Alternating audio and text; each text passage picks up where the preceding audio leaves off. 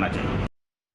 If you see a lack of condemnation, outrage, or even calls for arrest or sacking by the opposition in this matter, it might not be the only such case. Just over the last 2 days, we have seen multiple incidents where Hindu deities have been insulted. Open death threats issued against those who have been trying to legally fight for their religious rights. All these threats going deliberately unnoticed.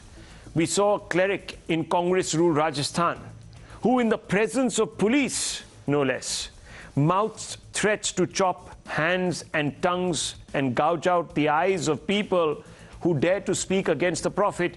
But he too has escaped without censure. No action taken. Leave aside arrest, not even an FIR. Listen to this hate rant.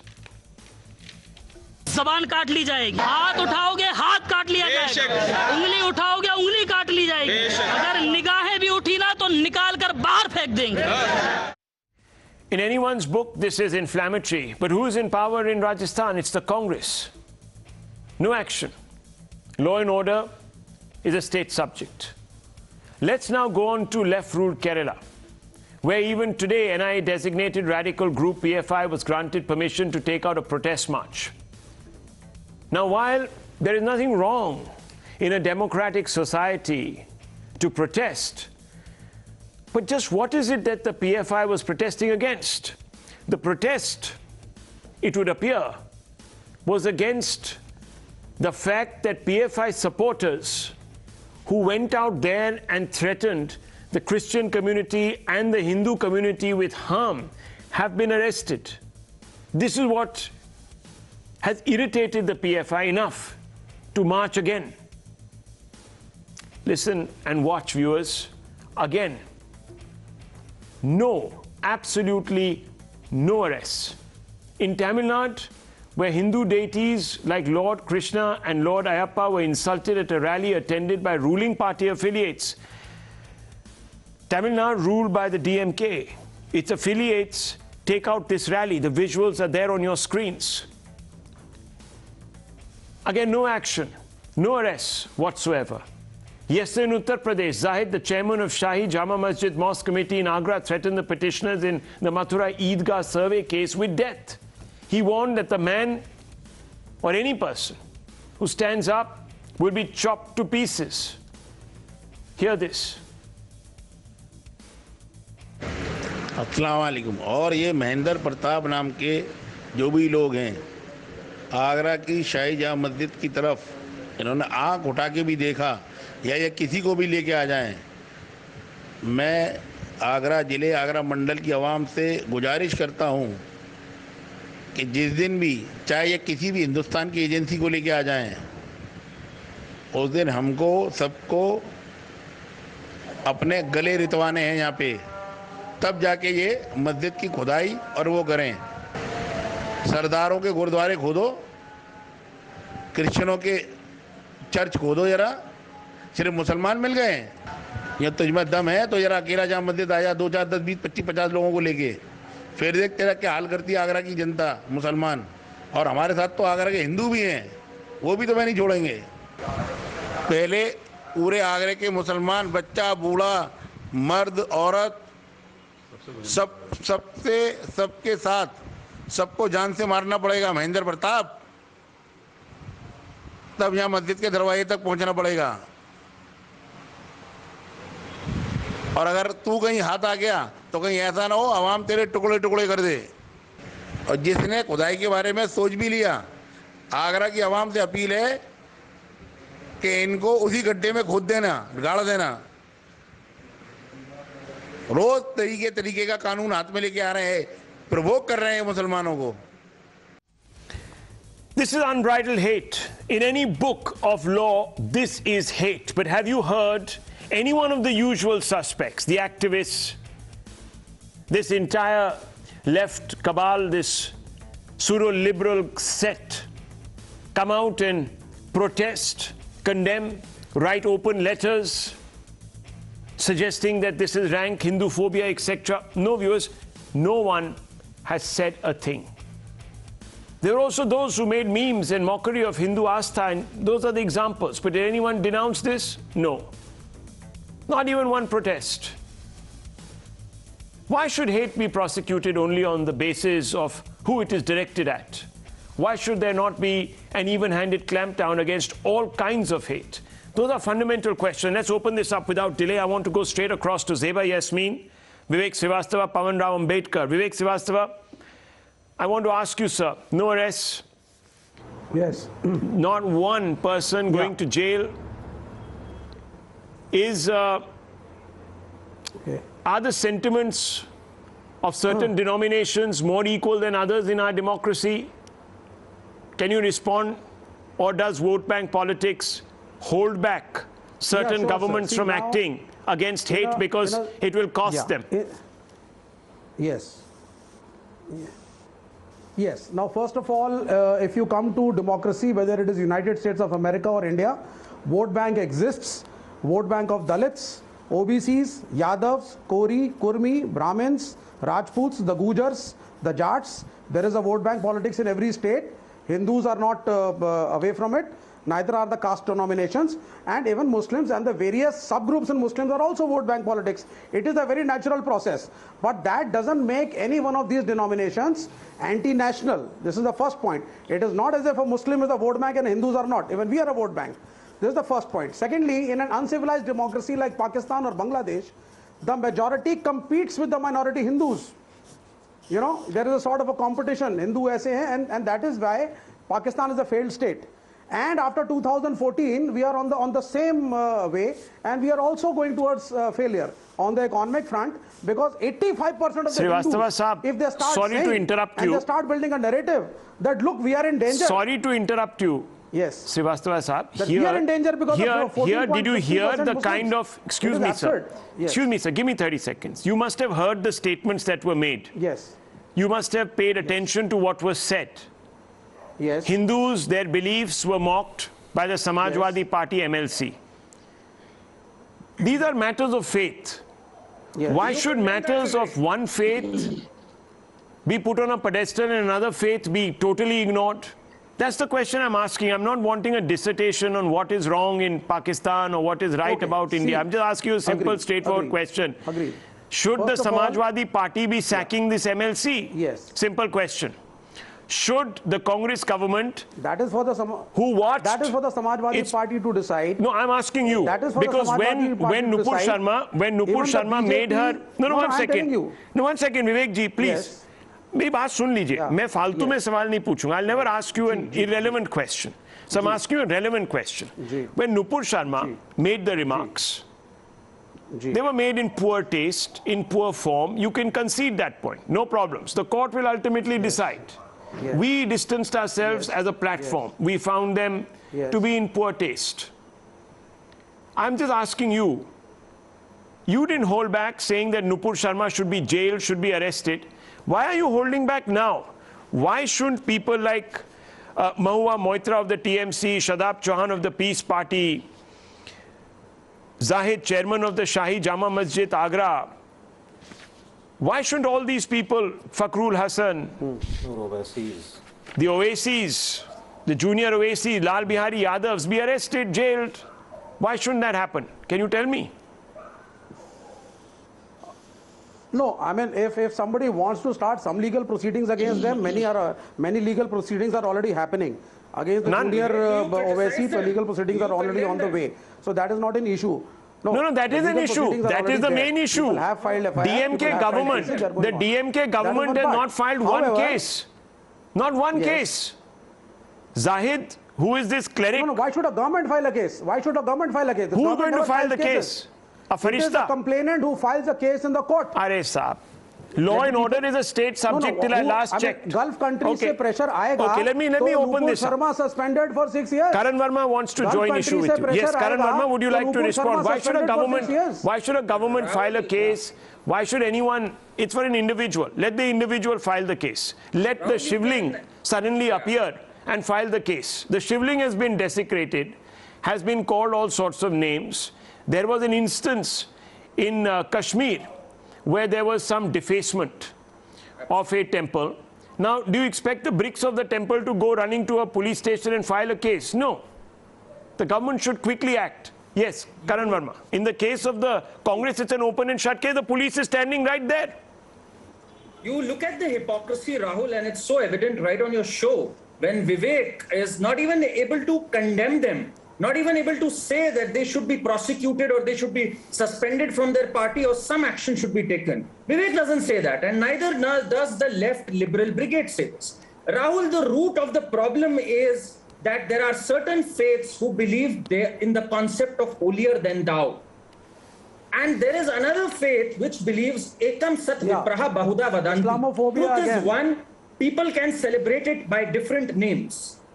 Today, our tolerance, our acceptance has become our biggest undoing. Today, we've reached a point where Hindu sentiments are not respected. People can get away by insulting them. And you and I won't take to the streets. You and I won't take a sword and go running after people. And that has become the fact that is our weakness today. People consider us Hindus as guinea pigs. They can get away in every sphere, whether it is a film like PK, whether it is a politician making a callous remark. They'll get away with that. Okay, one second. If you're going to speak over each other, I'm not going to allow the debate to continue. Please don't speak. Who are the people? Dare they not say a word against a certain faith, which clearly at its core says that idol worshippers are the worst of all human creatures. Okay, now 1 second. Mr. Verma, one second. The question was very, very direct. Why is action not taken? I'm not here to listen to, spiritual discourse on the belief systems of one or the other. I'm only asking. Action is not taken because we are not a vote bank. Okay, you're not a vote bank, so it's vote bank induced. Subhashra comes in, Mr. Ahmed comes in, and I want to bring in Miss Zeba Yasmeen. Miss Zeba Yasmeen, I want to straight ask you a question. Lal Bihari Yadav ji has made a statement. His statement will be abhorrent to people like Subhashra, any Hindu that believes. Should you not sack him, Miss Yasmeen? Rahul, today only one person, one post holder in the morning posted something on social media and he has been sacked from the party. And soon we'll be taking action. We'll be, talking to the person who has given the statement and then we'll be taking the action. We never appreciate these kind of No, Miss Yasmeen, we are speaking right now. We are speaking right now. It has been 12 hours.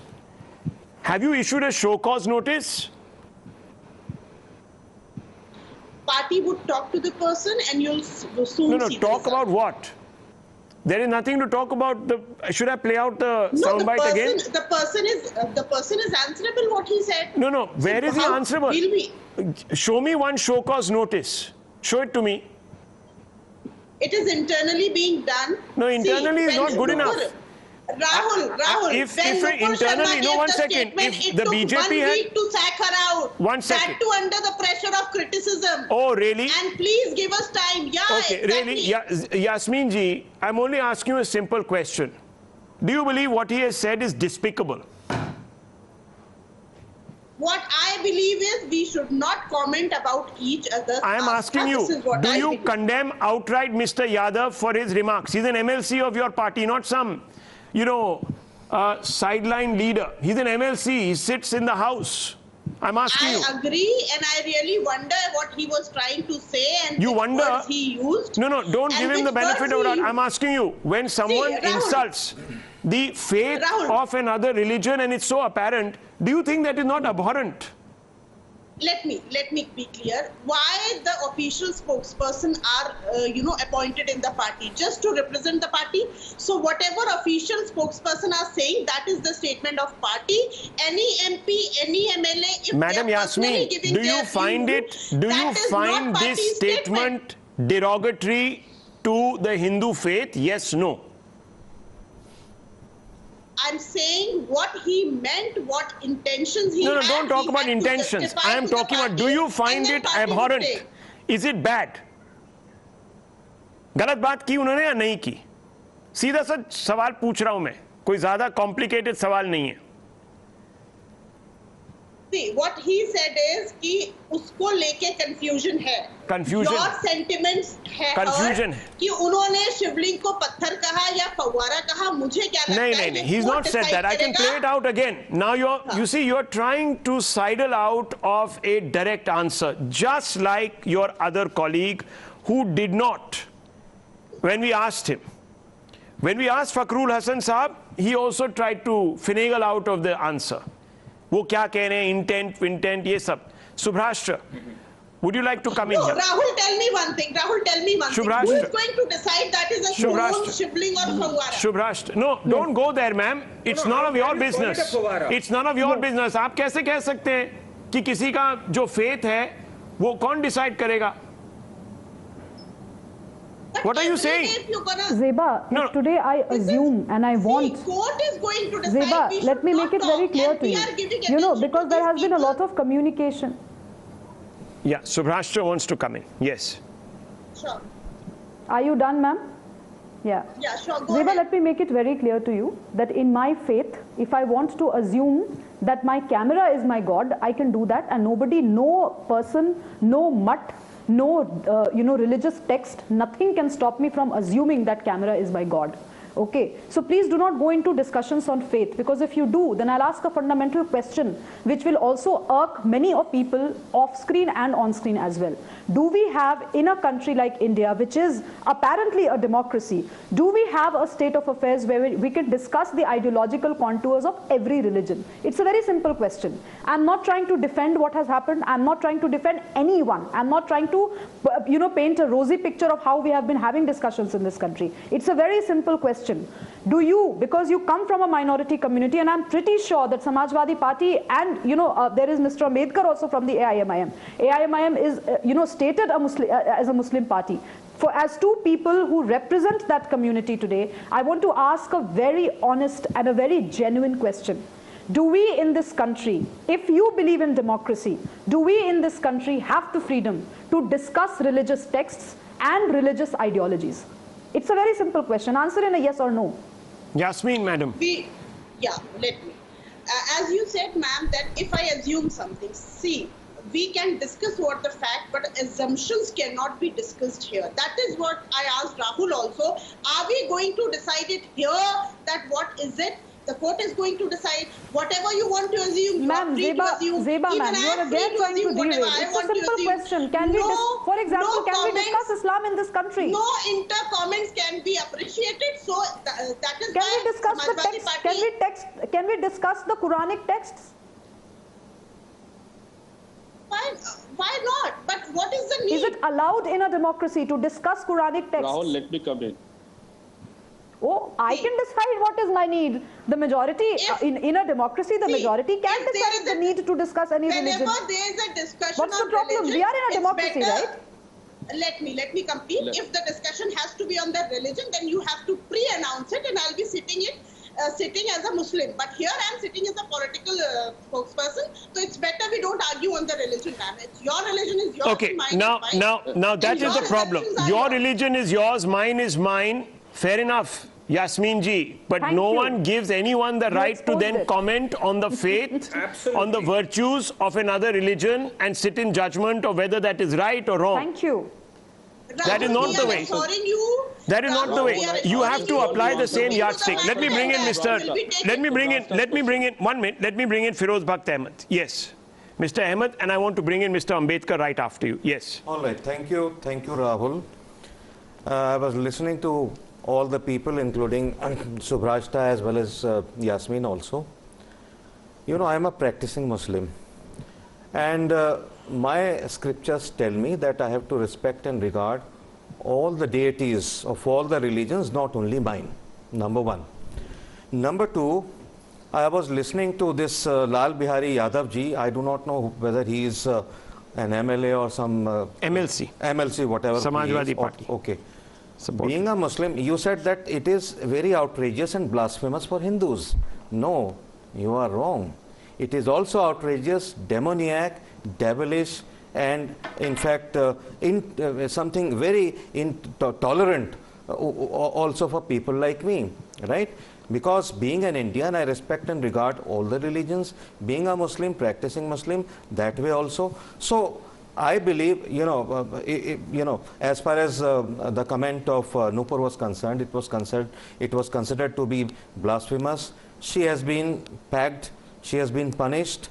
I think whatever the party has done, the party has taken an action.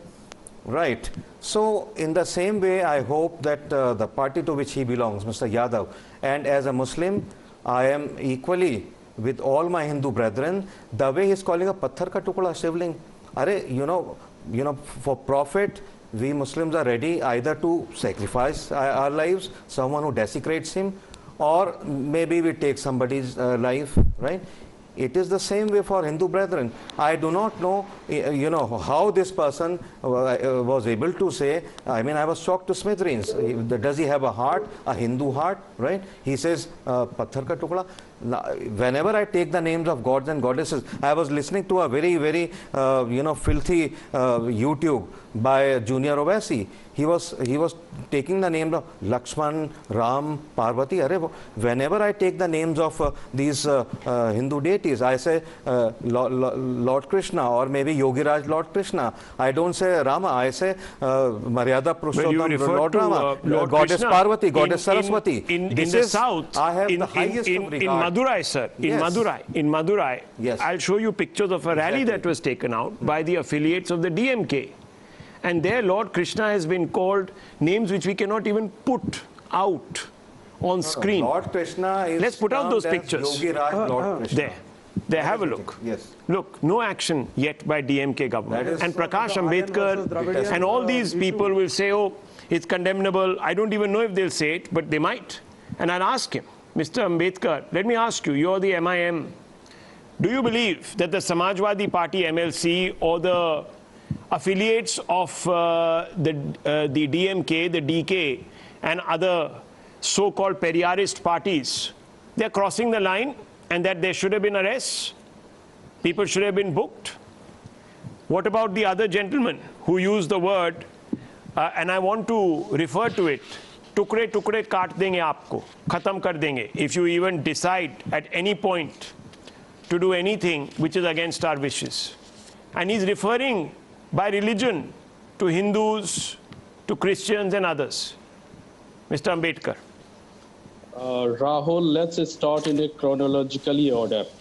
You have diverted the whole scenario in the name of Samajwadi Party, in the name of DMK. The main issue is Nupur Sharma and Naveen Jindal. Why are you not talking about them?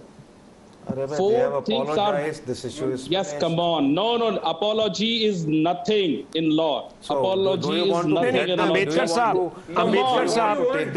Saab, 1 minute. Ambedkar Saab, 1 minute. Ahmed Sahab, no, are you, 1 second. Mr. Ambedkar, have they not been, has one not been sacked and the other suspended? Will you admit yes or no? Mr. Ambedkar, what happened? Kindly listen to me. Why are you interrupting me? Wait a minute. No. I'm asking you. No. Yes, wait. I asked you a question. We are beginning. I am asking you a very specific question. You first of all condemn what Mr. Yadav has said, what the clerics have said. Yes. I have played out all their reactions. Condemn it. Condemn it, sir. Shame. I am Do very you condemn what exactly Zahid said? Let me finish. Condemn what Mr. Zahid, chairman of the Shahi Jama Masjid Agra, has said, sir. Can you condemn it? Why are you not listening to me? Firstly, listen, and then we will talk on that issue. Sir, I want you to talk on the issue. Not first you listen and then I will talk. I want you to answer my question. I don't have all the time. I am not going to allow you to... my answer is not favorable to you. No, it's not a question of that. I'm asking you a very basic question. Can I ask you a basic question? If you found what Nupur Sharma said was pathetic, was bad, then by the same equation, do you find what Zahid, chairman of the Shahi Jama Masjid in Agra, has said bad or not? Is it condemnable or not? Rahul, just listen. This is not the way of debate. Listen. Listen clearly. Why BJP has taken this to expel the Naveen Jindal and now you will go into the Nupur Sharma. What BJP has written, listen carefully, listen carefully. Arey, sir, I will not listen carefully because you are deliberately evading the answer to my question, and I am not interested. I am not interested. There is nothing to hide, sir. The action has been taken. The action has been taken. The Mumbai police will be summoning Nupur. They will be questioning of Nupur. Times Now has, no, 1 second, no support for what she has said. We even put it out there. But Mr. Ambedkar, you're not answering the question, and that means you have something to hide. And that is what worries me. If people like this sit on national TV and can't bring themselves to condemn a hate speech, then that is a problem for me. And I will not entertain you. Lower his fader. Yes. Also, Rahul, what about those people? This Nupur is a highly educated lady, but what about that person or those people who actually incited her, who provoked her, and unfortunately she actually rose to that level? Sir, those whatever people should also be it is about form at the end of the day. Yes. Action is being taken. That I'm not getting into that. The matter is finished. Karan Bhasin wants to, Karan Verma wants to come in. Karan Verma, yes. Rahul, Mr. Ambedkar doesn't have the guts to condemn Akbaruddin Owaisi. All these statements pale in comparison to what Owaisi has gotten away with for so many years. He has not had the guts to even say a word about Owaisi. No one from his party for 8 years, not a word. And then they give us sermons on tolerance, and then they want to tell about Nupur. It is nothing in compared to what Owaisi has gotten away with. And I give an opportunity to Mr. Ambedkar. Does he have the guts to condemn what Mr. Owaisi said? What Akbaruddin has gotten away with? Do you have the guts, Mr. Ambedkar? Answer this on national television if you have the guts. Only then you can give us all these sermons. Let's talk about the law. Where is the police? It's a duty of the police. It's a duty of the police. He has mocked deities, he has mocked gods, goddesses, other faiths, and he's done it brazenly. It's not day in, day out he's done it. Expelling. It's not a matter of suspending anybody. It's a matter of law. You criticize Owaisi. Akbaruddin Owaisi is big remarks. Not following? Why the police is not following the laws? 3 laws are very compulsory: CRPC, IPC, and the Police Act. The police is not following the law in the rules and regulations and acts. They should take action. Why the police is never-ending rant? Why the police is totally incoherent? Police and the Uttar Pradesh government is responsible for this happening. And because they are following the ideology of Rahul, this will go on. This will go on till we don't have a one-minded resolve to put an end to all sorts of hate speech. Now, let me tell you, the MIM, lower everyone's faders. I just want to step in. Viewers, the MIM is a party that made its lead spokesperson, Varis Pathan, apologize. Why? Because he chanted Ganpati Bappa Moria. And these people talk about upholding Ambedkar's legacy. I want to ask him this. Mr. Ambedkar, let me ask you, sir. Is it wrong, sir, to chant Ganpati Bappa Moria in your party? Can you answer me? Tilak, why are you not condemning? Can I ask you this question? Why was Varis Pathan made to tender an apology for chanting Ganpati Bappa Moria? Did he commit a sin? I'm asking you. Why? So if you are talking about, why are you not talking about the Tilak? Tilak said, "Achuto ko." Arey sir, you are going back into history. I'm asking you a straight question. आप position तो लीजिए. आप position लीजिए. Ganpati Bappa Moria बोला गया.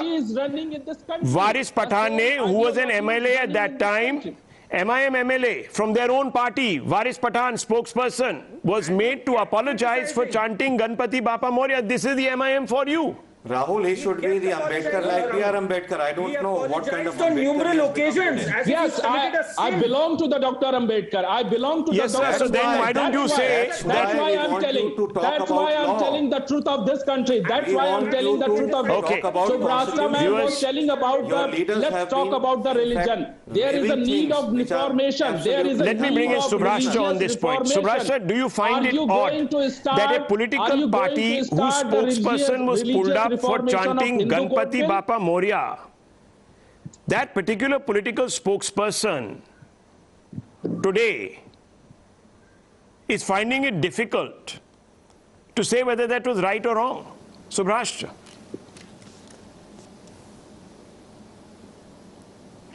Rahul, the context in which we are discussing, let's please remember that Mr. Pavan Rao Ambedkar is like J.N. Mandal in Pakistan. For the love of God, he can't criticize Owaisi, his party or anything. So let's just move on from there.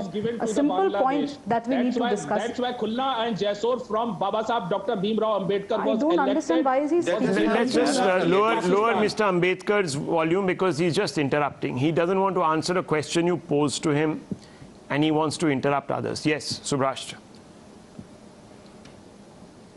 I have a lot of respect for panelists like Firoz Bakht Ahmed Saab, because he has taken an unequivocal position on something, and it needs to be said by every Indian. It's not about an Indian Muslim. It's not like we need Indian Muslims like him. We need Indians like him who can call a spade a spade. It's very important for us, Rahul, at this juncture, when actually there is a lot of openness in society today. Yes, we run the risk of polarization when there is openness like this. We see incidents like we just saw Kanpur, we just saw the context in which Kanpur happened. But it's important for us to debate a basic tenet of democracy. Are there subjects which are kosher? And if there are, can we agree democratically that these are the subjects that we won't touch? Okay. Because until and unless this is not resolved democratically, problems are going to arise. Well, you can only resolve. The question that you asked as to why these people don't respond. Yes. Yeah. Yes, you can only resolve issues democratically when you're prepared to uphold the law equally. If you're not prepared to uphold the law equally, then there will be no democracy because one side will feel aggrieved and there will be a backlash in ways that do not conform to any legal remit. And that's fundamental, viewers. And we move on. We move on tonight because we will focus on a related theme. There have been riots in Kanpur.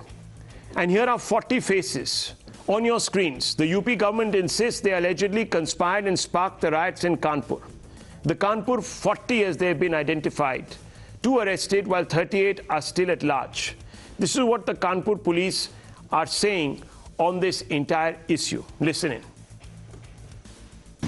पूरा विश्वास है कि लोग इनको पहचानेंगे, इनके बारे में बताएंगे और बड़ा सकारात्मक संकेत ये है कि पिछले 1 घंटे में 3 लोगों के नाम लोगों ने ऑलरेडी बता दिए हैं।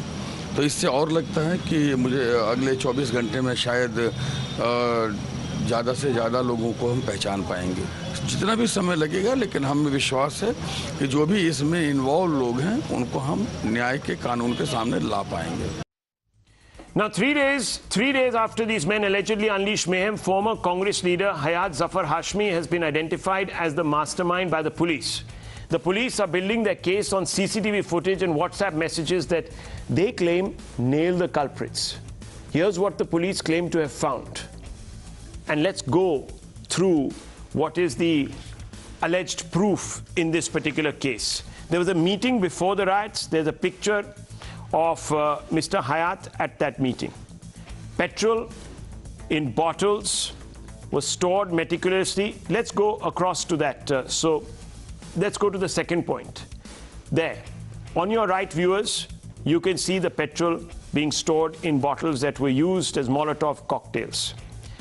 The third proof that the police are relying on are 141 chat groups found on Hayat's mobile. Riot was flagged off. Man waves a hanky. The police claim that this is allegedly the sign to start the riot. CCTVs were then systematically destroyed, and you can see individuals coming up and beginning to destroy the CCTVs. They're throwing stones at the CCTVs to knock them out so that their activities are not captured. Cart full of stones.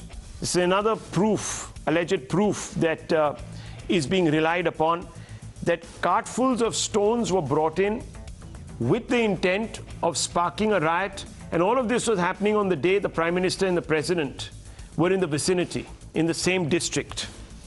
Hindus were singled out. Hindu shops, etc., were destroyed, and they were targeted. Those are the visuals of that. Now, here are the 40 faces. The UP government insists they allegedly conspired and sparked these activities. And, of course, viewers, that all of this was done with meticulous planning. 3 days after these men reportedly unleashed mayhem, former Congress leader Hayat Zafar Hashmi has been identified as the mastermind, as I was telling you, by the police. The police are building their case on CCTV footage and WhatsApp messages they claim nail the culprits. And we just took you through all that footage that seems to suggest that this was all a planned conspiracy. The police are also relying on a tape where Hayat Zafar Hashmi is allegedly mobilizing people 1 day before the riots. Let's play that out. कल देर रात इंतजामिया के दरमियान देर तक चली गुफ्तगू में ये तय पाया है कि हम आशिकान मुस्तफ़ा इंशाअल्लाह रहमान 5 जून बरोज़ तवार सुबह 11:30 बजे कानपुर के रजबी रोड हजरत सादिक शाह बाबा हजरत सादिक शाह रहमतुल्लाह अलैह की दरगाह के नज़दीक जमा होंगे चौराहे पर और वहाँ से इंशाअल्लाह रहमान जेल की जानिब रवादवा होंगे। हम तमाम गयूर मुसलमानों से शहर कानपुर की आवाम से बदखुलूस अल्तमास करते हैं। So that's one set of evidence that the police are relying on. The main accused and alleged masterminds are also politically connected according to the police, and sample this, the Congress link is being established because pictures with Congress's Rajya Sabha candidate Imran Pratapgarhi have been accessed. So these two individuals in the same frame, pictured with Pratapgarhi, who says he meets a large number of people and therefore he can't sort of vouch for the fact that this individual is in any way connected to him. There are also photos of Hashmi's speeches made in front of Priyanka Gandhi Vadra's posters. So there is a lot of that. Also, mastermind Hashmi is the ex-secretary of the Youth Congress. Those pictures also were visible. The PFI link has also seemingly emerged. According to the police, documents of 4 PFI organizations have been recovered from Riot. Accused bank accounts, social media profiles are being probed. This according to sources, all of this being told to us by the police. The Samajwadi Party link accused Nizam Qureshi, named in the FIR as a rioter, and Nizam was expelled last month from Samajwadi Party as the district president. So all of this, viewers, the linkages, extremely obvious linkages, are being drawn to various political outfits. But the violence and mayhem has been shockingly justified. Listen to this. Abu Azmi speaking here. Listen to this, viewers. This is Abu Azmi, who is Akhilesh's MLA. Let's play it out. अरे आप पूछे ना उधर से जाकर क्यों नहीं पूछती हैं आप कि जब वो पुतले पर एक मिट्टी आ गई थी तो आपने पूरा महाराष्ट्र को किया था, आप क्यों नहीं जाकर पूछते वहाँ से पूना में जो लोग ने छत्रपति शिवाजी महाराज के नाम जो जेम्स लेन ने लिखा था नावल, उसके खिलाफ जला डाला था, पहले उनसे पूछिए ना कि क्यों ऐसा करते हैं। क्यों नई बात है, ये होता है, लेकिन सरकारों को उस पर कहीं ना कहीं नियंत्रण लगाना चाहिए। आदमी के जज्बात भड़के हैं क्योंकि आपने हुजूर सल्लल्लाहु अलैहि वसल्लम के खिलाफ बहुत अब सब बोला है, तो जरा गुस्सा है, उस गुस्से के लिए सरकारों को थोड़ा सा रुकना चाहिए। लाठी चलाएंगे, गोली चला देंगे तो ये होगा। अब बच्चों के हाथ में पत्थर तो नजर आएगा ना, अगर आप इस तरह से गोली मारेंगे तो पत्थर बच्चे मारेंगे, लेकिन ये नौबत ही नहीं आना चाहिए। और आप कितने लोग पकड़े जा रहे हैं वहां पर, जितने भी गंभीर वो हैं सेक्शंस हैं, सारे सेक्शन लगाए जा रहे हैं, उनको बर्बाद किया जा रहा है। और जो दूसरे लोग करते हैं उन पर क्यों नहीं सेक्शन लगाते आप। और धर्म के लोग भी इस तरह का आंदोलन कर चुके हैं, लेकिन उनके ऊपर ऐसे सेक्शन लगते नहीं, सिर्फ मुसलमानों पे लगते हैं। ये ज्यादती है। Let me go straight across to Zeba Yasmin, spokesperson of the Samajwadi Party. Ms. Yasmin, do you justify what Mr. Abu Azmi, an MLA of your party, has said? Do you back it? Do you endorse his comments? See, anybody who speaks, that is his personal opinion. But yes, what he's demanding is that the justice should be transparent, it shouldn't be biased. And this is what Samajwadi Party wants, that whether it is police, whether it is court, whether it is government, I mean, justice should be given, I mean, equally. And no bias. How is it his personal opinion? He's an MLA of the Samajwadi Party. We've asked him a question as the Samajwadi Party MLA. not as a citizen. Rahul, everybody speaks in a different context. He was talking about other contexts where Muslims No, the are question was targeted. direct. Do you justify Yes. the riots in Kanpur? And he says, well, what do you expect? Neither see, Samajwadi Party is requesting government to probe an investigation and punish people who are responsible for that, and not being biased. Not being biased. This is my request. Rashmi Samant. I have a question for her. Yes. 1 second. Let me Sure, bring in go Rashmi ahead, Samant, and then you can ask the question. Yes, Rashmi Samant, what do you make of the response today we are getting from Zeba Yasmin? This is a personal opinion, so and so forth. He's only seeking a transparent, not biased or unbiased trial, etc., etc. I think this is typical whitewashing mentality wherein, you want to hide a crime and not confront it straight away because you're too concerned about appeasing your vote bank. I think a spade has to be called a spade and violence cannot be justified at any cost.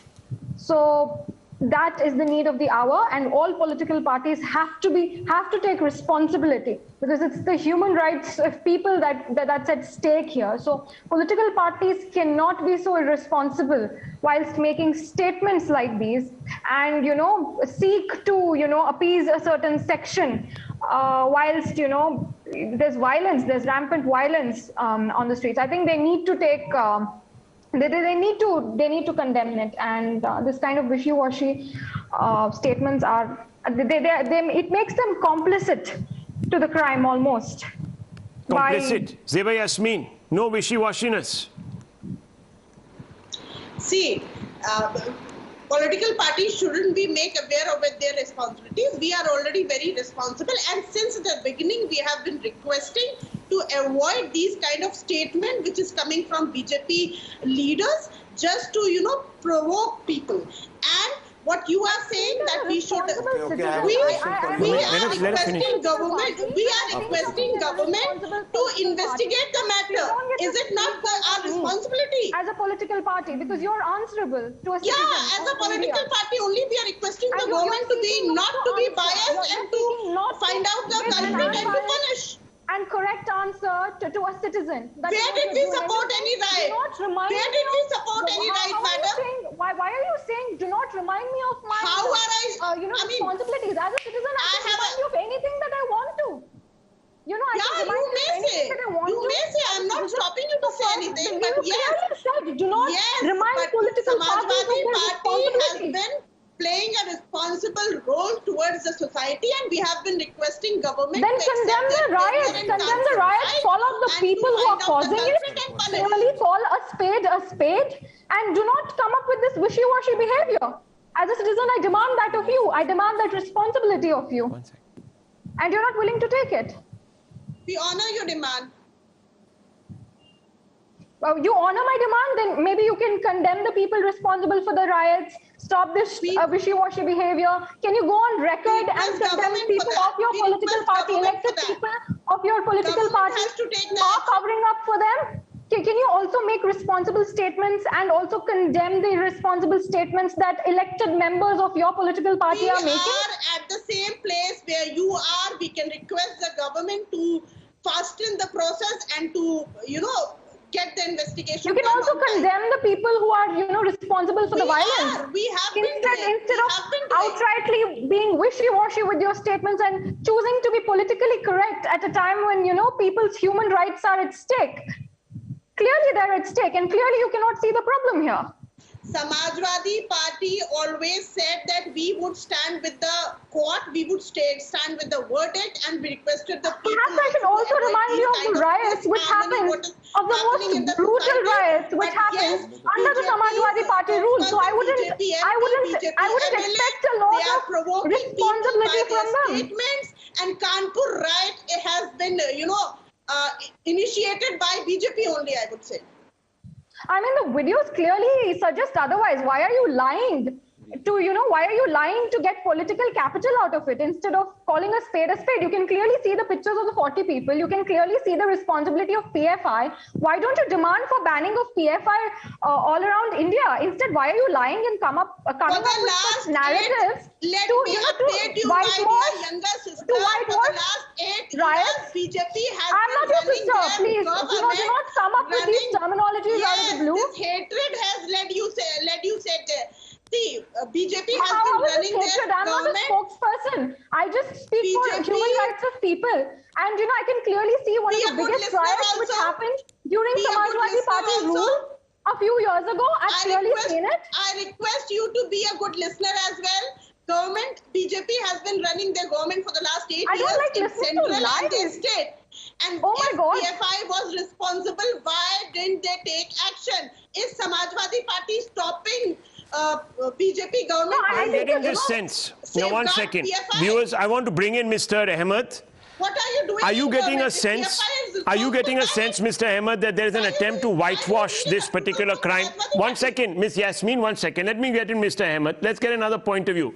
I think you've been evasive when Rashmi Samant has been trying to pin you down. You've been evasive, and I asked you a question. Your leader, Abu Azmi, sought to create a false equivalence. I want to bring in Mr. Ahmed. Mr. Ahmed, yes. All right. Thank you, Rahul. Ms. Yasmin is a leader of Samajwadi Party.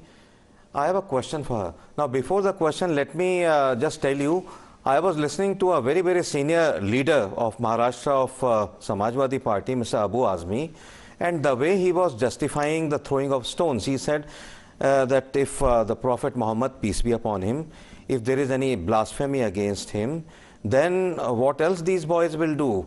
They might be shot at by the police, at least they will pick up stones. It means that he was siding with that violence. Now, let me tell you one thing, just bear with me, Yasmin Sahiba, for 5 more seconds. I am saying a thing which I think you should, you have to comment on it. Had Prophet Muhammad, peace be upon him, been alive, had he been living today, I believe that he would not have sided with a person like Abu Azmi. People threw stones at him, people spat on his face, people hit him, but he always, prayed for them that God should put them on the right path. Now, do you believe that people like Abu Azmi, who is justifying the picking up of stones and pathars and etc. Tomorrow they say that blasphemy against Prophet Muhammad, peace be upon him, is totally unacceptable, or any other leader, religious leader of any religion. But do you think the kind of tone and tenure, the kind of language he was speaking, it was something which, if our Prime Minister says make in India, he was speaking of break in India. Respond. What break is your in India, response he's to saying. that? This is a break in India language. Why wouldn't you condemn break in India language? This is Mr. Ahmed asking you. Yeah, Mr. Ahmed put up a very good point that Huzur Sallallahu Alaihi Wasallam, the Prophet, we are talking about our honorable Prophet. He never talked about taking revenge. He never took revenge who misbehaved. So then why is Abu Azmi? Then why is Abu Azmi rationalizing this? That's what I wanted from you, and you are on the right track. In Islam, it is none of the religion teaches us to teach lesson to anybody who take revenge. Actually practiced. Yes. Problem with your leaders is that they talk about Prophet Muhammad, they respect and regard him, they would take somebody's life who speaks against him, all right, or they would give their own life, but they are not ready to follow on his path. This is a big problem. Whatever happened in Kanpur cannot be justified. Such a wonderful If it can't be justified, then why is Abu Azmi justifying it, ma'am? Why is he justifying it? That's the fundamental question. Can you please respond? In the first debate you were evasive, in the second debate you agree with me, but you still won't go and wonderful character and dismiss what Mr. Abu Azmi has said. आप बोलते क्यों नहीं हैं? आप कहते क्यों नहीं हैं? Abu Azmi साहब को जो उन्होंने बोला है गलत कहा है. Abu Azmi has taken a U-turn of what Prophet Muhammad used to teach the Muslim community. And you will not speak against him. That is the party line. So what are you saying? Is Abu Azmi right or wrong? Isn't he wrong? I am saying It's better you ask the context. It is better you ask the context. It's better you do this. It is better you do that. It is better you do this. Okay, Mr. Ambedkar. Abu asked me wrong or right? Mr. Ambedkar, Abu asked me wrong or right? Or are you going to give me another history lesson? It's just like, you know what Dr. Raza Saab said, ke, if my Ahmed Saab, kindly let me speak. Stop this language. Come on, Muslims Rahul. and Hindus live in foreign countries also. They don't fight like that. Rahul.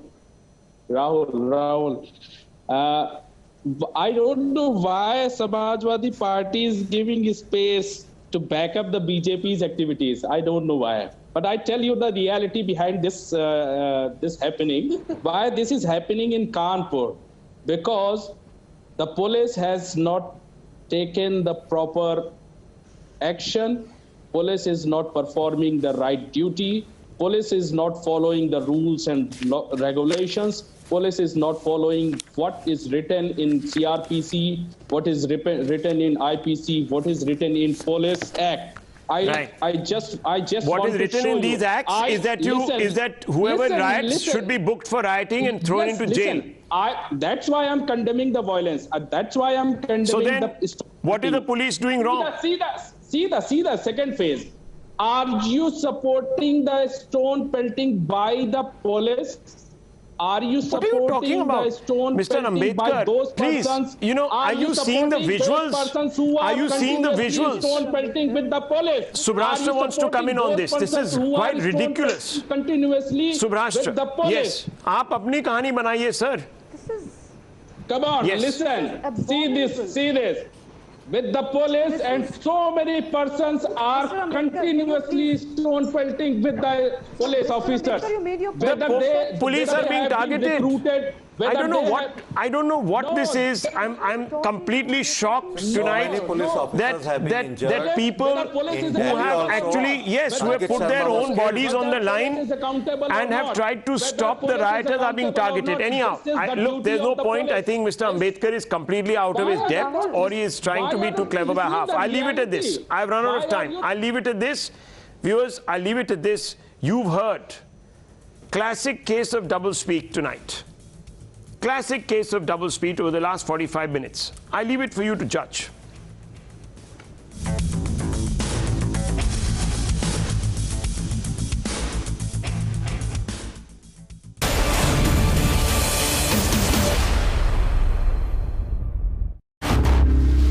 Times now. Action begins here.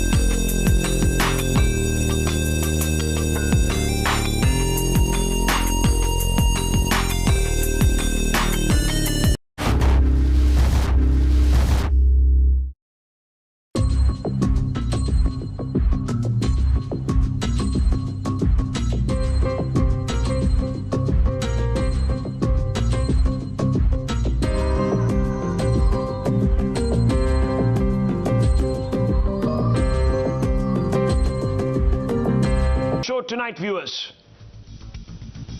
Maharashtra sees sudden surge in COVID cases with positivity rate increasing in 6 districts including Mumbai, Thane, Raigad and Palghar. Capital Mumbai's infection reached 8% in a warning sign. Maharashtra minister announced decision to increase testing in affected districts. The RSS retaliated after Congress's Burn Khaki campaign over alleged saffronization of education. Days after the NSUI burnt khaki knickers in protest outside Education Minister's house, the RSS said it will collect a box of knickers and courier it to the KPCC office in Bengaluru. Centre asks Kerala State Surveillance Office to submit report after 2 confirmed cases of norovirus in the state. Norovirus is a viral illness that is the most common cause of acute gastroenteritis globally.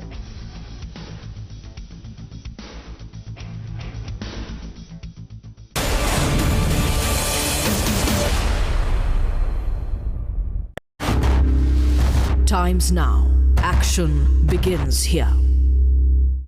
For the last 2 years, the world has been relentlessly fighting the COVID-19 pandemic. As the countries across the globe prioritize vaccinations to keep the next wave of COVID at bay, India also rolled out precautionary jabs this year to achieve herd immunity against the virus. While COVID has not risen substantially in India in the last few months, the pandemic has not yet faded. India has remained on guard, but vaccination among children remains low and is significantly less talked about. Immunizing the kids will not only check the spread of the asymptomatic infections, who can act as silent hosts for the virus, and which will lead to again spread in the society, but again it can also mitigate the severity, the intensity of the infection in children.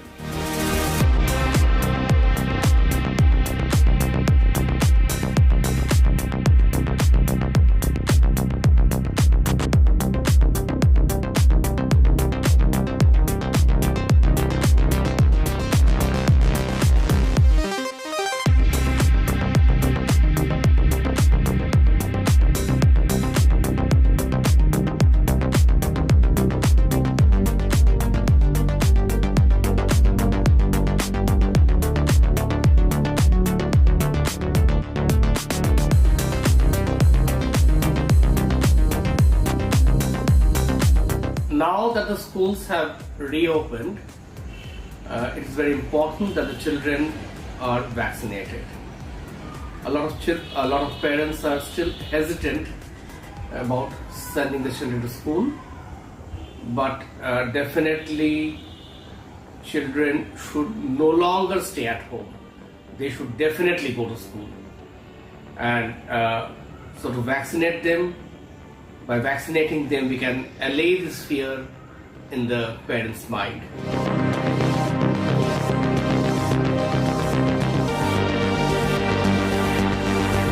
Almost 40% of pediatric deaths below the age of 20 years were in the age group of 0 to 9 years.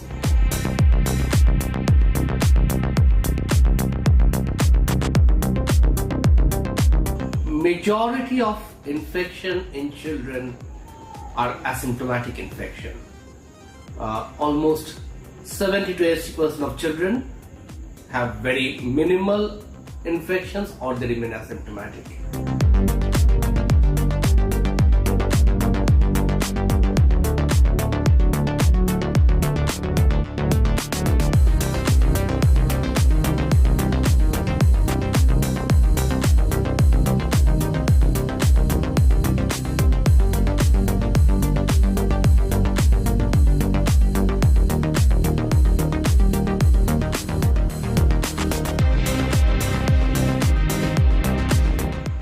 Check the spread of the virus. Almost 60 to 65% of the adult population has been fully vaccinated with the successful ongoing vaccination program. So if you want to take up the figure to a much higher level, say 80 to 90%,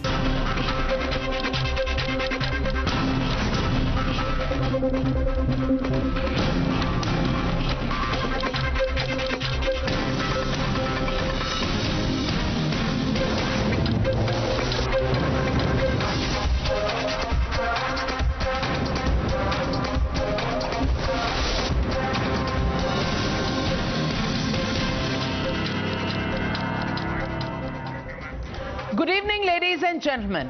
On June 3rd, there was absolute mayhem that was witnessed in Kanpur. A Bandh call that turned completely violent, with stones being pelted, public and private property vandalized, and a community on target. These men that you see on your screens are the perpetrators of that violence, according to the police of Uttar Pradesh. 40 of them, unmasked by the state administration, named and shamed for their role in these clashes. 2 of those have already been arrested, and the crackdown is gathering pace. And as the investigation gathers pace, there are links to political parties and radical organizations that are now cropping up. Here's the first instance of a political connection. 3 days after these accused went on a rampage in Kanpur, a former Congress leader, Hayat Zafar Hashmi, has been identified as the mastermind by the police. The police are building their case based on CCTV footage and WhatsApp messages, 141 groups in which this man, Hayat Hashmi, was a member, and a concerted effort by this former Congress leader to mobilize a mob on June 3rd is evident. There is a tape to prove that, a tape which went viral one day before the violence. Listen in. कल देर रात इंतजामिया के दरमियान देर तक चली गुफ्तगू में ये तय पाया है कि हम आशिकाने मुस्तफ़ा इंशाअल्लाह रहमान 5 जून बरोज़ तवार सुबह 11:30 बजे कानपुर के रजबी रोड हजरत सादिक शाह बाबा हजरत सादिक शाह रहमतुल्लाह अलैह की दरगाह के नज़दीक जमा होंगे चौराहे पर, और वहां से इंशाअल्लाह रहमान जेल की जानिब रवा दवा होंगे। हम तमाम गयूर मुसलमानों से, शहर कानपुर की आवाम से बदखुलूस अल्तमास करते हैं। Now, the trail from Hayat Hashmi leads to the Popular Front of India. Documents of 4 PFI organizations were recovered from him.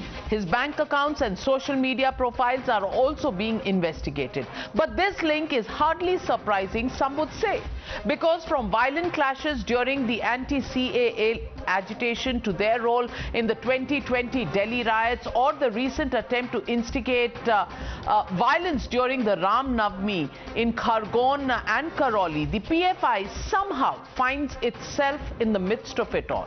Their role under investigation in many of those cases, and in some they have even been charge sheeted. But there are those who are part of mainstream political parties who have quickly jumped in to downplay the violence and give a clean chit to the accused. One such person is Akhilesh Yadav's MLA from Maharashtra. Listen in. अरे आप पूछे ना उधर से जाकर क्यों नहीं पूछती हैं आप कि जब वो पुतले पर एक मिट्टी आ गई थी तो आपने पूरा महाराष्ट्र को किया था, आप क्यों नहीं जाकर पूछते वहाँ से पूना में जो लोग ने छत्रपति शिवाजी महाराज के नाम जो जेम्स लेन ने लिखा था नावल, उसके खिलाफ जला डाला था, पहले उनसे पूछिए ना कि क्यों ऐसा करते हैं। क्यों नई बात है, ये होता है, लेकिन सरकारों को उस पर कहीं ना कहीं नियंत्रण लगाना चाहिए। आदमी के जज्बात भड़के हैं क्योंकि आपने हुजूर सल्लल्लाहु अलैहि वसल्लम के खिलाफ बहुत अब सब बोला है, तो जरा गुस्सा है, उस गुस्से के लिए सरकारों को थोड़ा सा रुकना चाहिए। लाठी चलाएंगे, गोली चला देंगे तो ये होगा। अब बच्चों के हाथ में पत्थर तो नजर आएगा ना, अगर आप इस तरह से गोली मारेंगे तो पत्थर बच्चे मारेंगे, लेकिन ये नौबत ही नहीं आना चाहिए। और आप कितने लोग पकड़े जा रहे हैं वहां पर, जितने भी गंभीर वो हैं सेक्शंस हैं, सारे सेक्शन लगाए जा रहे हैं, उनको बर्बाद किया जा रहा है। और जो दूसरे लोग करते हैं उन पर क्यों सेक्शन लगाते हैं आप? और धर्म के लोग भी इस तरह का आंदोलन कर चुके हैं, लेकिन उनके ऊपर ऐसे सेक्शन लगते नहीं, सिर्फ मुसलमानों पर लगते हैं। ये ज्यादती है। Now, this benefit of doubt from Abu Azmi is even more disconcerting because one of the accused named in the FIR is Nizam Qureshi, a man who was expelled from the Samajwadi Party as district president just last month. So that brings me to the legitimate question on the NewsHour tonight. Is the opposition whitewashing this violence plot? That's the question, and that's the debate. Kanpur 40, that's the hashtag and the debate coming up on the other side. You're watching the NewsHour at 9, debate number 1 on Times Now, Super Prime Time. Joining me tonight on the debate, Rizwan Ahmed, lawyer, Gargi Nandi Roy, political analyst, Vikram Singh, former DGP of Uttar Pradesh, Abbas Haider, spokesperson of the Samajwadi Party. But my first question goes to Mr. Tehseen Poonawala, political analyst. And I want to ask you, Tehseen Poonawala, is it a mere coincidence that there happen to be members of, or rather ex-members of two political parties whose names have come forward? Is it just a coincidence that PFI is found linked even to these acts of violence, as they have been found linked to Karoli, Khargon, CAA, anti-CAA protests, even the Delhi riots? I want to ask you, it's a conspiracy. 40 pictures being put out by the Uttar Pradesh police, and two political parties, ex-workers, and a deliberate plot to provoke.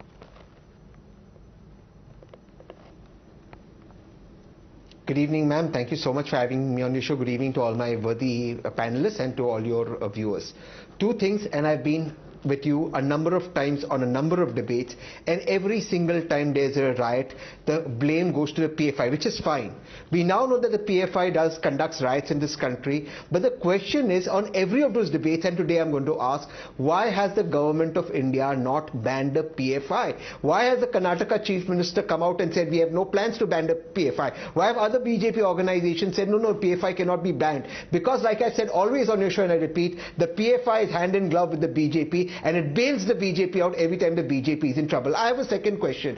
When you spoke about so many riots, all these riots have a similar modus operandi. That clearly means that the Union Home Minister should stop watching movies and just focus on his job, because since Mr. Amit Shah has been Home Minister of the country, there have been riots after riots after riots, some in his vicinity, and he seems to be clueless. There's been no intelligence inputs. The Chief Minister of Uttar Pradesh has failed. If they have such failures on every front, from the external affairs front to the internal affairs front, Mr. Tehseen Poonawala, before you get ahead of yourself, may I just remind you, have you outsourced law and order in Rajasthan also to the Union Home Minister? Number one. Number two, Karoli violence, Matloob Ahmed. You and I have been on several debates on Matloob Ahmed as well. 2nd of April, the man found involved, and you've seen those visuals, those videos, as we've shown them several times. He's still absconding. Would you like to give us an explanation on Mr. Ashok Gehlot as Chief Minister and Home Minister of Rajasthan on what he's doing about these absconding accused people in his own state? Absolutely. Let me take the bull by the horns. In every state where there are elections expected in the next 1 year, you will see riots. That's the modus operandi of the BJP in association with the PFI. And therefore, and then where is the intelligence of Mr. Ashok Gehlot? Where is the intelligence of Mr. Ashok Gehlot, the Home Minister of Rajasthan? Number one. Number two, is the BJP supposed to apprehend Matloob Ahmed? I just want an answer to that question. The BJP does not have to do anything. It can do nothing for this country except destroy this country.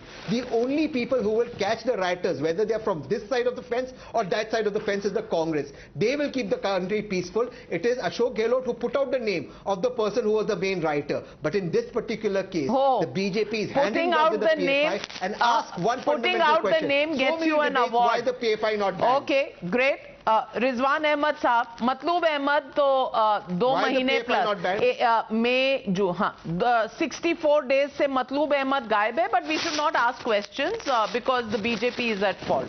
Would you want to respond to Mr. Tehseen? Thank you so much. Jai Hind, Vande Mataram. This I said in the other debates an hour back. Suppose the police had some intelligence, I am sure they had. They would have invoked 107/116. They would have supposed make preventive arrests. Suppose they would have gate crashed in these vicinities, on the roofs, and recovered petrol bombs, stones, bricks, etc. Then what Mr. Tehseen would have said in the debate today, I cannot put words in his mouth. But he would have said, oh my God, this yogi bulldozer, you know, harassment of Muslim, provocation of Muslim youth, victimization of Muslims in Uttar Pradesh, blah, blah, blah, blah. I'm sure the opposition would have come the same story. So the moral of the story is, if you prevent a riot by making preventive arrest... Allow me one-line response. Yeah, okay, respond. One-line response after you finish. Okay. One-line response. No, you respond. You respond. I'll You continue are later. on Times Now, the country's #1 news channel. Okay. Yeah. You are on Times Now, the country's #1 news channel and the most credible news channel, telling the nation, the great nation of ours, that Adityanath ji was so incompetent to act against rioters despite having information, because Tehseen Poonawalla and others would question him on Times Now and other channels. Therefore, they let riots happen only because they feared questioning. Is that how incompetent they are? Then they should resign. Then they should resign. I add to it once more. They should resign. Okay. And Ashok Gehlot को तो resign करना ही नहीं चाहिए क्योंकि pointless है. Well, Mr. Rizwan. Mr. Tehseen, do not forget that the Rioters was supposed to be attending Friday prayers. When you go and attend Friday prayers, a man with little prudence, he or she thinks that these people will be peaceful. But I'm sorry to say that Muslims have made Jummah the day of rioting rather than the day of worship. And whenever in UP the police has made preventive arrests where terror rings were concerned, didn't you people come on the TV and say that these are fake stories? Didn't you? Whenever some terror module has been busted, I have seen so many debates where secular parties come and say that this is fake, this is created. If you do a preventive measure, then you question the government. If the government takes action later on, then again you question the government. Abbas Haider, respond. Respond to the charge made by Rizwan Ahmed Sahab. NIA's... No, 1 minute. I'm asking this question to Abbas Haider. Why have the Jummah prayers become something that get associated with violence one way or another? And it's been noticed as a pattern in many of these violent incidents over the last 2 or 3 months. I think Mr. Rizwan, we could have prevented incident, but they're just concerned about their image building. They're just concerned about their image. That's what he was trying to say, I guess. But you know what happened? I actually believe government should have prevented this incident. And not even this incident, but the incident in the same district, same Kanpur district. What has happened in 2020? We have seen, what was the government law agency, what was the intelligence agency doing during that time? I mean, the president of the country was present in that district, the prime minister of the country was present in that district, and what was the administration doing? They were not aware what's going to happen, and you were just concerned that your image will go down on television. This is what government is concerned about. Now BJP is trying to hide their face. Why? Why did BJP try to provoke this incident? How did they do it? How did they spark this incident? Now BJP is issuing a letter saying that that lady, this Sharma, her views are in contrary with BJP's views. Now why don't Bharatiya Janata Party do legal action against her when it violates Article 10 of BJP's constitution? Or is it just the image fine? No, we are not endorsing. This is unacceptable. Stone pelting on street is unacceptable from any side. Okay, law agencies should take their course. Law will take their course. Nobody has problem with that. So the problem is that Bharatiya Janata Party just try to politicize every issue for their political interest. This is what they do every time. Politicize. I don't know what you want to call politicization when the name of Nizam Qureshi, a member who suddenly seems to have been expelled on the 22nd of May, comes forward. The fact is, till 2 weeks before the incident, he was a member of the Samajwadi Party, and then his name comes up on the 3rd June violence cases. I want to ask you, Gargi Nandi Roy, Is that also a coincidence? Just like Karoli was a coincidence, just like Khargon was a coincidence, just like the Delhi riots were a coincidence.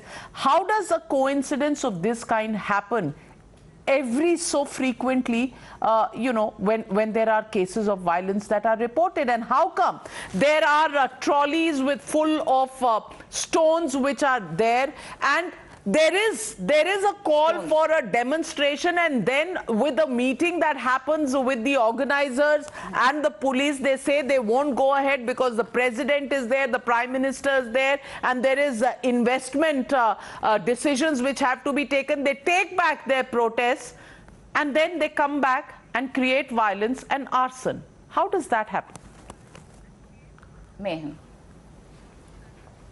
Yes, thank you for calling me, Navika. Of course, it is absolutely pre-planned, and PFI, let me say, PFI is a cancer in the society, and it's not doing any good for the Muslims. And I want to answer Tasneem Poonawalla, because he initially had said that there's a connection between BJP. Please, sir, please don't say this. Right? Because 6 of PFI members were arrested for a suspected plot to kill Tejasvi, the MP, BJP MP. And series of BJP and RSS workers have been killed in Kerala by PFI. And not only so, what is Navika? PFI has a history. Karoli, Khargon, hijab row, even the hijab row we have seen. Anti-CA, 133 people were arrested. 2020 Bangalore riots, 47 PFI. Then why is the PFI not banned? Why is the PFI not banned? Why are there no charge sheets against them? Why are the courts not being invoked, madam? That question is also going to be asked. Because in everything, you know, as a lay person, every day you read PFI involved in X, Y, Z, this investigation. Who's going to make agencies that take the name of PFI accountable for putting in charge sheets and proving a case against them? Yes, NIA had submitted a dossier that PFI has connections with terror groups like ISIS. Gold smuggling in Kerala, there was PFI connection. So that is high time that the government should ban.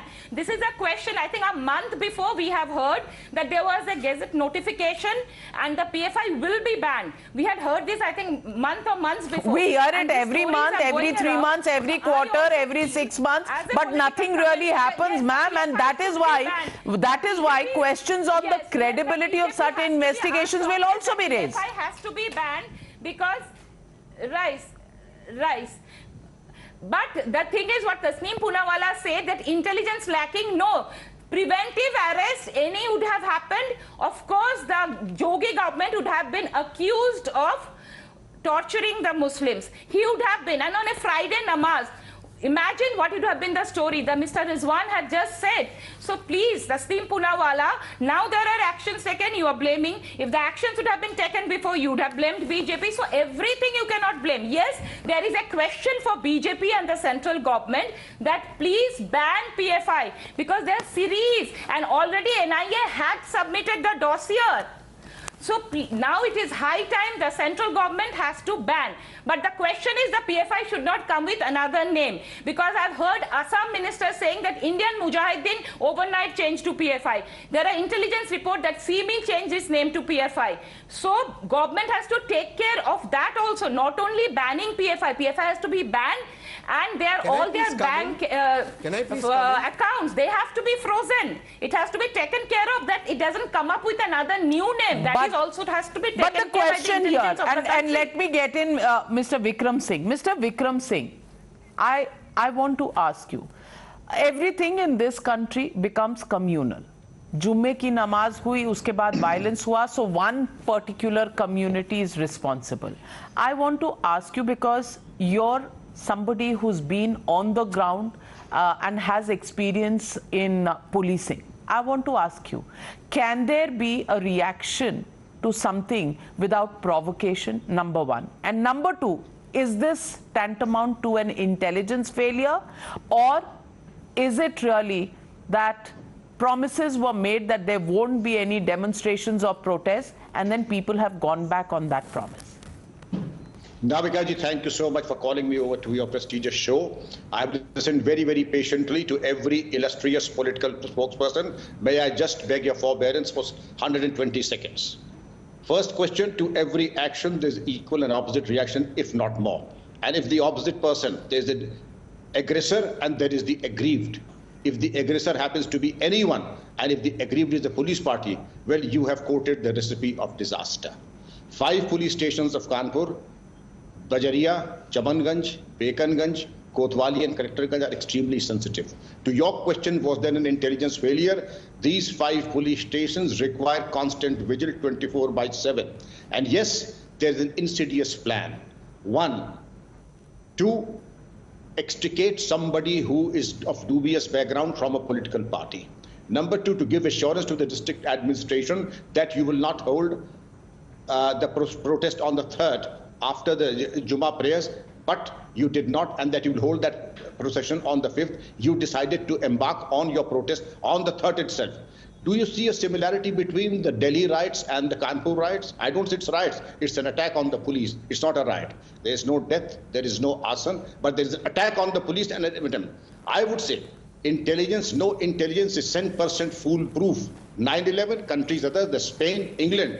And there are intelligence inputs, but perhaps everybody was geared to cater to the investment meet and the visit of the Prime Minister and also the President. Yes, if I had been there, I would have taken pains to ensure that these 5 police stations and other communally sensitive 18 districts were also properly policed and proper action taken.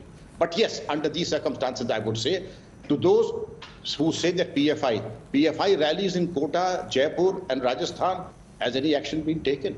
And other inflammatory and incendiary slogans raised in such rallies anywhere, I would say action should have been there. The police should have come down like a ton of bricks wherever they are, irrespective of whether it was PFI, SDPI or any other political outfit. Now, gathering of brickbats, it doesn't happen overnight, Navika, about intelligence. Number 2, cart loads of brickbats, petrol being taken from Dipti Padav petrol pump in bottles. You're not supposed to buy or give petrol in bottles because that's also a crime. I think the intelligence should have been scaled up to a very great extent, and I have my reservation whether the intelligence was up to the mark, and Kanpur is a commissionerate. Number 3, then attacking the CCTV footages, covering one's face, attacking the police pickets and barricading oneself, and then also attacking the neighborhood shops. If this is not a planned and executing a riotous situation, then giving a call, which you showed in your opening remarks, that we will have the protest on the 5th and please collect, and then to stab the administration and the people of Kanpur in the back on the 3rd, speaks volumes that this is exactly the footprints of the rioters in Delhi, and this is what you've seen a repeat. We were told of the PFI. Now coming to the PFI and the CME, it took us 5 years to ban the CME, and the old diehards of CME, the Ansars as they are called, they migrated to Indian Mujahideen and to the PFI. That is, but to ban a political or such an organization, it is a voluminous job. I have my own concerns, like every panelist, that any anti-national aggression should be banned. Tehseen Poonawalla, it's very well to point fingers at the BJP, that the BJP and the PFI have connections. Why are rallies and hate rallies of the PFI not acted upon in Rajasthan? Should I then conclude that the Congress party is with the PFI? And the moot point here is, when Karoli violence happens, there is arson over there, and the accused is a political person who has links with the Congress party. Is it a coincidence that people with links to the Congress party are found in Karoli violence? They are found in also in Kanpur violence. Tehseen Poonawalla, questions will be asked of your party as well. Those are fabulous questions, and allow me to address them with the time they deserve. Number 1, in the Karoli violence, the independent corporator who you're speaking about is not associated with the Congress. At one point, it backed the Congress. It's the Congress that has gone about him. But time and again, every news channel seems to forget. Has he been arrested? Apart from this one independent corporator, 64 days later, has he been arrested? Yes or no? Because I have a very important point to make. No? If you interrupt me, neither will you hear me, neither will I be able to hear you. Has he been arrested? Yes or no? Please, may I mean...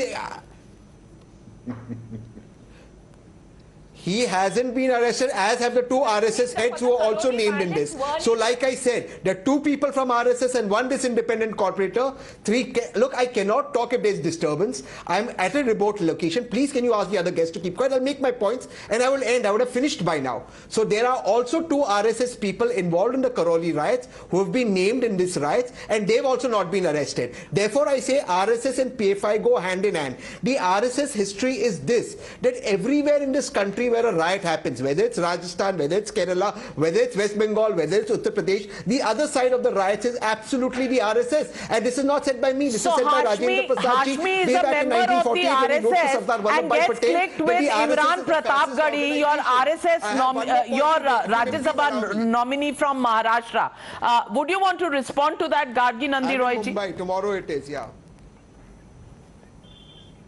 I think they have, there's a record, same record plays. They keep on playing the same record, RSS. Do they even know the kind of social work RSS does? The kind of social work they did during the corona, we know it. I stay in Mumbai, from Dahisar to Bandra, they were serving food, lunch, dinner to corona-affected families. The kind of schools they run, the kind of institutions they run, RSS. So please, don't compare PFI with RSS, and RSS people have been killed by PFI in Kerala. And what about the Maulana in Rajasthan, Navika?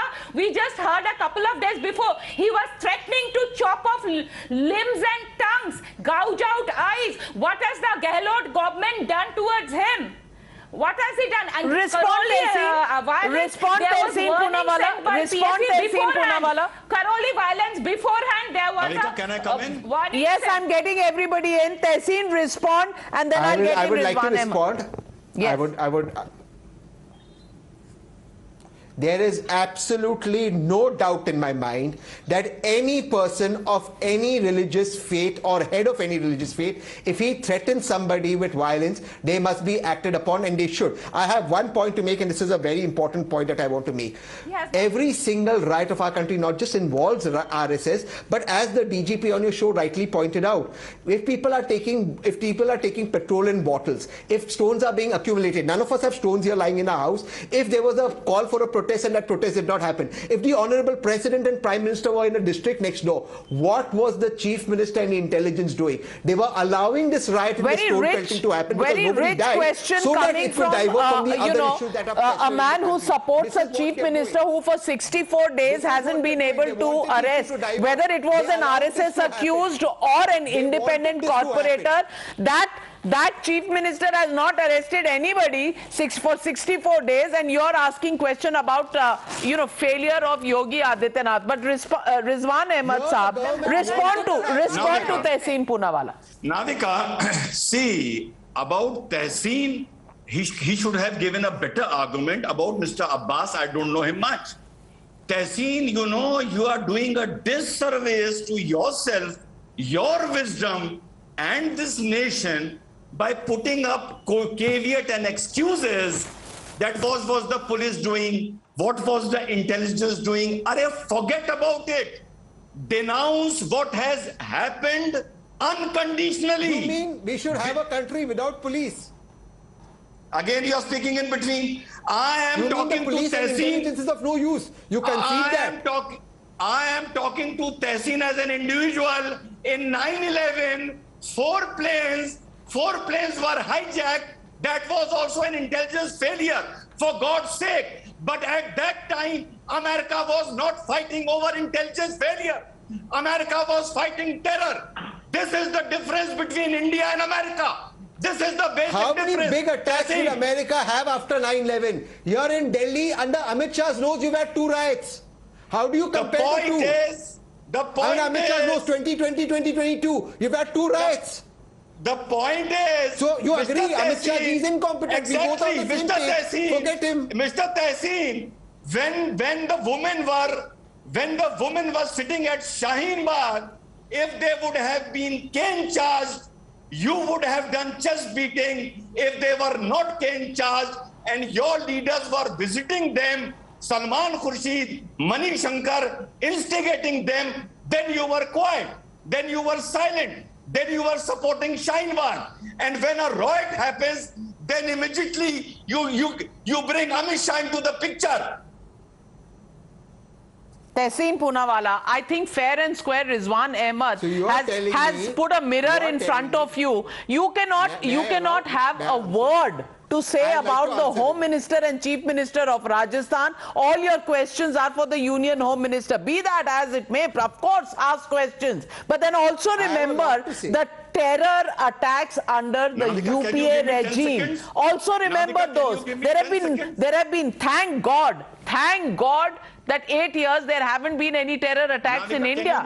Thank God for that, and may God be kind to us, because that's the last thing we can say. But Abbas Haider,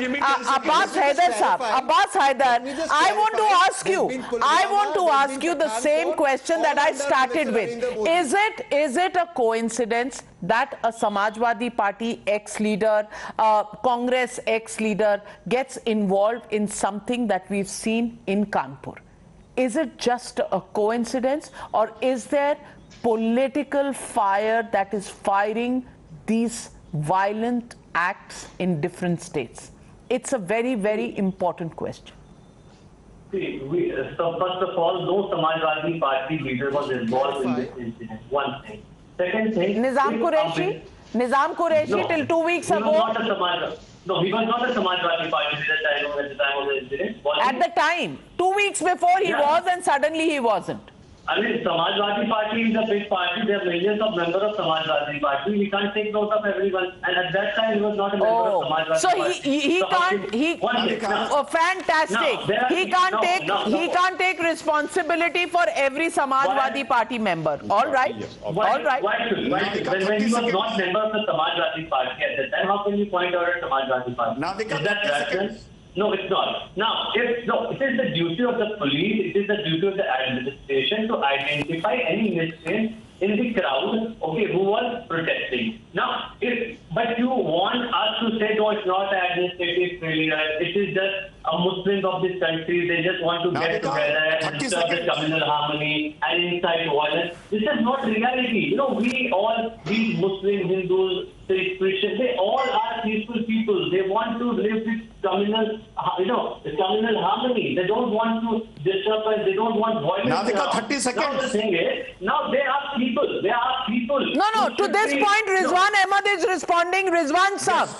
Yes, wait, 1 second. Navika. Okay, Mr. Abbas, let's talk about communal harmony. You tell me one thing, Mr. Abbas. Since the day the petitioners in Gyan Vapi came up with the slogan ki bhole mil gaye, okay, it is a matter of archaeological survey and law ki bhole mil gaye ya nahi mile. Okay? You tell me, since that day till Nupur Sharma made that uncalled for statement, time and again on channels, bhole was demeaned, shivling was demeaned, vulgar and cheap memes were made over shivling. Did your leader, Mr. Akhilesh Yadav, give a tweet कि हम भोले का अपमान बर्दाश्त नहीं करेंगे? लड़ना है लड़ो, लेकिन भोले का अपमान नहीं होना चाहिए. क्या आपके लीडर में इतनी हिम्मत थी जो वो ये बोले? Of course not. What I am asking you. He's already said. Nobody will endorse that statement. You tell me, जब भोलेनाथ का टीवी पर पैनलिस्ट मजाक बना रहे थे, शिवलिंग का मजाक बना रहे थे, तो आपके लीडर अखिलेश यादव ने कोई ऐसा ट्वीट किया जो ये कहे कि लड़ना है तो लड़ो, लेकिन भोलेनाथ का मजाक ना बनाओ? किया या नहीं किया? आप ये बताइए, किया या नहीं किया? आप एक स्टेटमेंट मुझे दिखाइए, जिसमें कोई ऐसी बात की गई हो. आपके लीडर ने भोलेनाथ का जब अपमान हो रहा था तो कोई ऐसा ट्वीट किया जिसमें आपके लीडर ने ये कहा कि भोलेनाथ और शिवलिंग का मजाक या उसका अपमान हम बर्दाश्त नहीं करेंगे? ये इशू फायदा पहुंचाता है. अरे छोड़ो फायदा, तुमको निपुण शर्मा की बदतमीजी तो नजर आती है, तुमको निपुण शर्मा की बदतमीजी नजर आती है, लेकिन भोलेनाथ को लेकर, शिवलिंग को लेकर जो 1 महीने से मजाक हो रहा था वो तुमको नजर नहीं आता, वो तुम्हें नजर नहीं आता। मैं बात कर रहा हूं जो शिवलिंग का मजाक हो रहा था। पहले बात सुनो मैं क्या बोल रहा हूं। जो भोलेनाथ का मजाक हो रहा था, जो भोलेनाथ पर मीम बन रहे थे, जो पैनलिस्ट आके शिवलिंग के लिए बोल रहे थे, क्या वो सही था? क्या वो सही था या गलत था? बताओ। Samajwadi party was responsible. Do you mean to say this? तुम्हारे लीडर ने उसके खिलाफ कुछ बोला? तुम्हारे लीडर ने उस मजाक के खिलाफ कुछ बोला? शिवलिंग के मजाक के खिलाफ कुछ बोला? बोला या नहीं बोला? कितना बताओ। आप स्टेटमेंट दे रहे, why don't you quote someone? क्या बोला आपने? उससे बोला क्या स्टेटमेंट? अभिजीत सांगा ने दिया, आपने कुछ उससे बोला? आपने उससे बोला जो स्टेटमेंट केशव प्रसाद तो जो पत्थर चल रहे हैं, आपने तो आपने तो बर्क साहब पे इतने स्टेटमेंट्स आए, उस पे भी कुछ नहीं बोला। सो अगर आप कह रहे हैं कि समाजवादी पार्टी, तो देन बर्क साहब ने बहुत स्टेटमेंट्स दिए हैं।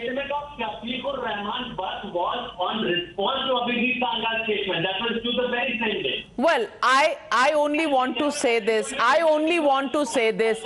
Making fun of anybody's faith is certainly not something that anybody in this country should endorse, because everybody's faith is dear to them, and therefore we need to respect that, and that is the constitutional position, and that is the position emotionally that people of this country have taken. That is the social fabric of this country. But I want to once again ask Mr. Vikram Singh. Mr. Vikram Singh, intelligence failure.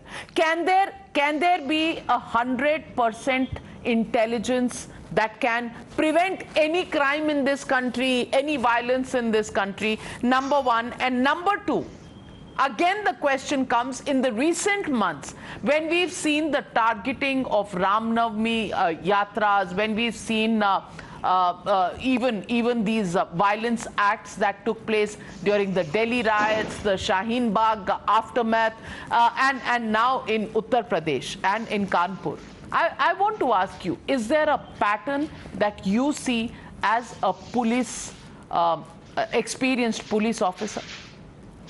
Navika, to your first question, I must compliment you that it is the question of the question. Quality intelligence, actionable intelligence, 90% of intelligence is like a weather forecast. गरज के साथ छींटे पड़ेंगे, अन्यथा मौसम साफ रहेगा। दोनों बातें, बारिश होगी तो मैंने तो कहा था बारिश होगी, मौसम साफ था तो मैंने कहा था मौसम साफ रहेगा। Therefore, actionable intelligence. In my opening remarks, I mentioned 26/11, what happened in Barcelona, what happened in London. There was no advanced intelligence. You can only cater for the best. You can only do your very best. But to expect that everybody will give you intelligence like a soothsayer, it does not happen in real life. You have to have human intelligence. You have to have technological intelligence. You have to have the LIU. There are 5 intelligence departments that pool in all the resources and everything. But in spite of their best efforts, maybe quality and actionable intelligence may or may not come. The secret lies human intelligence. So Osama bin Laden was got what? Not because of technical intelligence, but because of human intelligence. And therefore, my advice to my police colleagues would be focused on human. Now, coming to your last question, you see the footprints, the modus operandi, the collection squad, the use of the social media, the funding, the slogans, and the quality, the tone and tenor of the slogans obviously indicate the footprints of the PFI and other anti-national elements. There seems to be a scheme, the crowdfunding, and also the collection of the clouds. Therefore, to your second question, I would say, I wish somebody else had asked me this question, but you are the only person and the senior editor who has asked me this question. This is one question that is going to be the yaksh prashna for the country for the next 10 years. Not today, not tomorrow, but for the next 10 years. And the earlier we answer all the ramifications of this question, the good for the society and good for the nation. It is too simple an answer, but I feel that nobody is going to open this lock and go into and get to the unpleasant truths that may emerge after an incisive investigation, what you are doing, Navika ji, today. Well, ladies and gentlemen, to point fingers at each other is definitely not going to solve any problems. To point fingers at each other's religion or faith is also not going to solve any problems. The fact of the matter is that we as a country, a democracy at 75 years of age, need to get mature about many such elements that are trying to break the peace and the social fabric of this country. And these elements may exist within or outside the country. The question is, will we as citizens of India rise above our personal differences, our political differences, and speak in one voice? Because there is one sutra that binds us together, the sutra that is called Indianness. Each one of us is an Indian, and we will have to delve deep into our hearts to bring out that relationship, because that is what binds us together. To keep pointing fingers at each other, to keep making divides based on religion, based on political preferences, based on ideologies is never going to find a solution for any one of us. It is going to be taken advantage of by those who want to break India. The question is, who's making this country play into those hands? Who's falling for that trap is something that we need to uncover, and sooner the better. Thank you very much to all my panelists for joining me on debate number 1. Debate number 2, and once again the slur on Hindi coming up on the other side. DMK's fight against the centre over its alleged imposition of Hindi seems to have gone one step too far. One of the party's MPs has now resorted to slandering Hindi and Hindi speakers by making a casteist slur. He said the language has done them no good and will only make people of the state of lower caste or Shudras. Listen in to this shocker of a statement by TKS Ilangovan, ladies and gentlemen. ஒன்று இந்தி நம்மை சூத்திரனாக்கிவிடும். இந்தி எந்த நன்மையும் நமக்கு செய்யாது. நான் ஒரு பட்டியல் சொல்கிறேன், இந்த பட்டியலை கேளுங்கள். மேற்கு வங்காளம் வளர்ந்த மாநிலமா இல்லையா?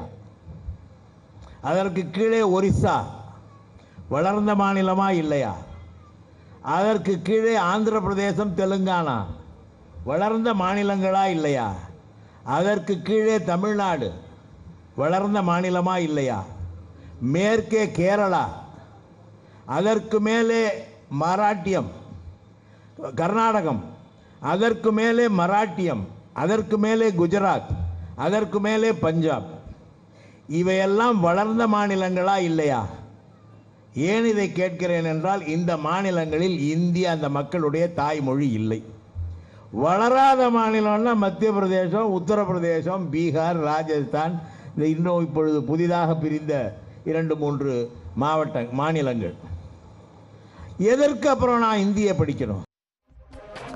Times Now confronted TKS Ilangovan, the DMK MP, who had absolutely no remorse for his comments. He went on to justify and defend his comment, trying to give it context. But his justification only made matters worse for the party. What Thiruvalluvar said in Tamil is, all men are born equal. When this thing failed is after the entry of the North Indian languages, Sanskrit and allied languages, which entered the south, also brought the Manu Dharma concept with them, and that was introduced here, and people were divided into 4 classes. So if Hindi comes, the language, I didn't mean the people, if the language comes, it will bring the culture, its own culture along with it, and make us Sudras. That was what I meant. When I have a language which is rich in culture, which speaks about equanimity, why should I follow a language which does not speak about equanimity? That was my question. If you thought that was supposed to allay any discomfort, it's just made matters worse. Now, this is not the first time or even the first leader of the DMK to have made such comments about Hindi-speaking people. Tamil Nadu minister resorting to outright insult of Hindi speakers and North Indians had once said that those who speak Hindi actually are Pani Puri walas. And while the DMK continues to malign Hindi speakers and the language, Prime Minister Modi on multiple occasions has praised Tamil. Be it while he was in Chennai a few days ago when he called Tamil the language of an internal one, or his address at the United Nations in the past. Those are the examples of the BJP citing to slam the Stalin government for its parochial politics. So the question that we are asking is, are they resorting to defamation of a prided language of India? That's the question, and that's the debate on the other side. DMK insults Hindi. The debate coming up. You're watching the News Hour at 9. Debate number 2 on Times Now. Super Prime Time. And joining me tonight, Uma Anandan, BJP councillor, Rahul Ishwar, activist, Gokul Chandran, political analyst. But my first question goes to Vikraman R, spokesperson of the VCK. And Vikraman R, I want to ask you, I speak Hindi. Am I a Shudra?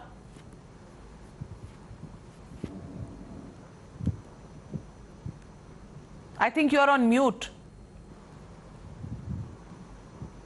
It is clearly a misunderstood and misconstrued statement of Mr. T.K. Silangovan. What he was referring to is, see, according to Chaturvarna, according to Varna Shastra, see, the society has been divided on caste lines, especially Brahmins, Kshatriyas, Vaishyas. We know the caste Shudras. system. We Yes, know you that. the We've caste all system. studied that. Yes, but these were all brought by Aryans from the Central Asia. Okay. It was not prevailing in the country. Okay. So now if we speak Hindi, then we become Shudras. We can't become Brahmins, but we can become Shudras, because Hindi is also associated with Brahmins, Kshatriyas, Vaishyas and Shudras or whatever. But if we speak in Hindi, we all become Shudras. That is the interpretation. I did not mean that, Navika. What did he mean? He was asked again, and that's exactly what he said. He was saying, see, according to Manu Shastra, the persons living in Tamil Nadu, except Brahmins, everybody is Shudra. That is what the Manu Shastra says. And Shudras are, according to Manu Shastra, they were all menial creatures. They were all doing menial jobs. They were all slaves. All right, and that is as per the Constitution of India, which believes that each one of us. That believes that each one of us is equal. So we are menial now. We are menial, and now we are Golgappa walas, Pani Puri walas, and Shudras. Uma Anandan. I think is this a preposterous manner of looking at any language in this country where diversity and plurality has been revered over centuries? I want to ask you, Umaji. See, first I would like to say, as I told you earlier, that Tamil Nadu, the Dravidian stock, the so-called Dravidian stock that they pride themselves in. The foundation is Brahmin hatred and hatred for Hindi. These two are the basic foundation. And you saw one Mr. Vikraman doling out his intellectual superiority about Manu this thing, which is nothing but sheer nonsense. They can only talk like this. So I think their dislike for BJP and Brahmins is what is making them, and now the growing popularity of Mr. Annamalai, the growing popularity of BJP is making them jittery. But one thing I would like to say, T.K. Silangovan sir is one of the most sober, sane, sensible person from the Dravidian side. It's very, it's very sad to see. Even Mr. T.K. Silangovan is uttering this as a good friend of his for the last 20 years. Definitely, I would like to meet Mr. Ilangovan and clarify his and why he has resorted to such Very Mr. nasty Gokul remarks. Chandran, It's Mr. the basis Gokul of- Chandran, See, I'm coming to you, everybody- Vikraman There are sir, I'm others coming there. to you. Let But me get in. this is Let me get in all views in first. Gokul Chandran ji, I am Hindi speaking, and one minute, Vikraman ji, I'm coming to you. Mr. Gokul Chandran, I'm Hindi speaking, so I'm a Shudra and a Pani Puri wala. I'm not a journalist. I don't deserve to be one. I'm one Shudra and I should be selling Pani Puri because I have no right to sit here and be a journalist. Are you saying this is the way we are going to look at each other in this country? Navika, Shudra doesn't necessarily a caste. Okay. So what does Ambedkar say about Shudra? In his book, Who is a Shudra? He clearly says the Shudras are the one who are the invaders who came from the Aryan. The Aryans are called as Shudras. So we are invaders. Can we say, with your permission, can we live in this country, sir? Since you are the boss and the owner of this country, can we live in this country, sir, anymore? You cannot. Will you allow us? I cannot. No. I should go? Yeah, you should. I should go from this country. Yeah, you should. Where should I go, sir? Wherever I want. How dare you? How dare you? You are asking stupid question. No, what do you mean by stupid question? You can call us Shudras and Pani Puri walas, and that is not stupid. But if I ask you that whether I can live in this country according to your definition, you call this a stupid question. Rahul Ishwar, are these the learned people of India who are calling us Pani Puri walas and calling us stupid and asking us to go from this country? Navika ji, they are insulting Baba Saheb Ambedkar and Mahatma Gandhi. Baba Saheb Ambedkar in his epic work, Who Were Shudras, categorically denies Aryan invasion theory. Baba Saheb Ambedkar says there is no Aryan invasion theory and the whole premise is false. Second, Mahatma Gandhi back in 1915 himself came to Madras. He was ready to allocate 15,000 rupees 107 years ago for Hindi Prajar down south, and he respected Tamil. And present Prime Minister Narendra Modi ji proudly says Tamil is the oldest language in the world. Narendra Modi ji, being a Gujarati, being from the north, is being statesmanly. And what is the so-called Dravidian people doing? Insulting Hindi. See, we want both Hindi, Tamil and all the languages. When Narendra Modi ji and the others are showing a statesmanly attitude, they are demeaning Hindi, they are demeaning Bapu, Mahatma Gandhi, they are even misquoting Baba Saheb Ambedkar. See, this is nothing but hatred towards Indian unity. This is using language to divide India. This is using language to demean others. Look at the great respect Narendra Modi ji is giving to Tamil. No, look at the great respect Mr. Gokul Chandran has given me. Look at the great respect Mr. Vikraman, Mr. Gokul Chandran has shown to me. He has said that I am an Aryan invader because I speak in Hindi and I have no right to live in this country. So do you also believe? And now he switched off his camera and run away from the debate because he thinks I'm stupid and I have no right to live in India. Mr. Vikraman, I want to ask you, do I have a right to live in this country? Do I have the right to speak my language, or am I also an Aryan invader and therefore no right to live in this country? See, he was clearly saying if Hindi is coming, it is a gateway for Sanskrit. Sanskrit is a very unequal language, and it is a Brahminical, Brahminical imposition of some culture on Dravidians. That is what he was trying to say. And if a Sanskrit comes in, the inequality creeps in. Already the country is divided on caste lines. Sanskrit is promoting caste. Sanskrit is promoting Sanatana Have you read Dharma. Sanskrit? Have you read Sanskrit? Ambedkar did. Ambedkar said. So you blindly believe. Ambedkar ji also said. Ambedkar ji also said. Ambedkar clearly, he was saying there was an Aryan invasion. Ambedkar ji wanted and Ambedkar clearly said who were the national language of India. He even moved amendment for it. Working class people have been turned into the Shudras, and how they were ill-treated, how Manusastra is an imposition of such an unequal law on people with the help of the power of those kings, how Brahmins have appropriated this whole country, how Mr. Vikraman, Ambedkar has been telling everything. We are in the 21st century, and I want to ask you this question. Are you going to say Aryans were invaders? People who speak Hindi are actually Pani Puri walas?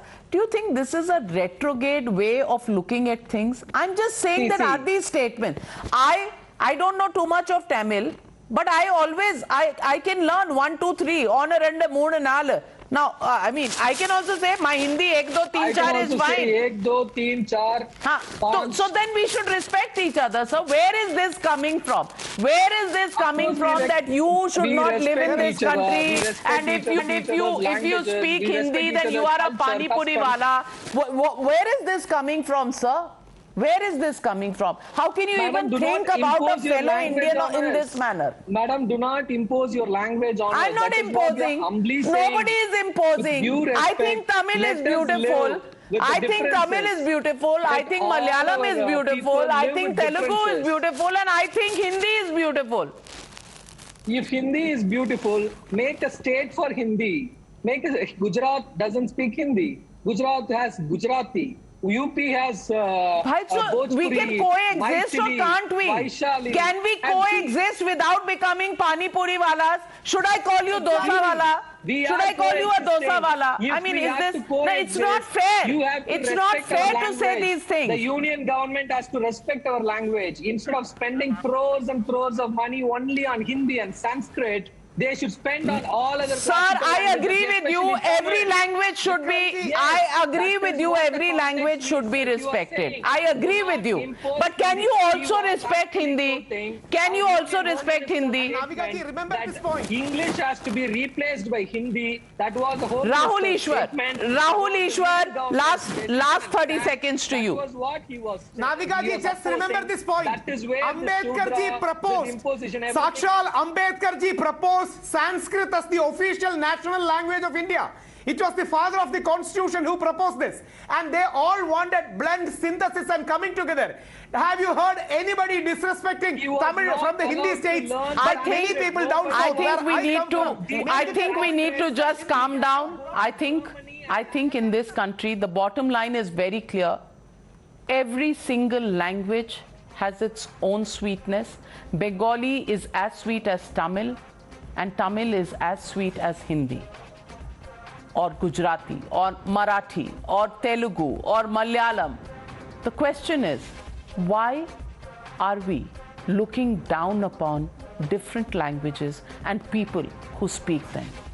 It goes against the fabric that makes India and the constitution of this country in the 75th year of our democracy.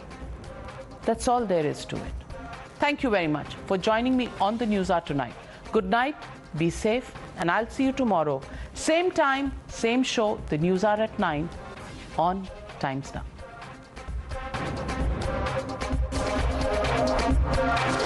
The NewsHour at 9 will be right back after the break. Times Now. Action begins here.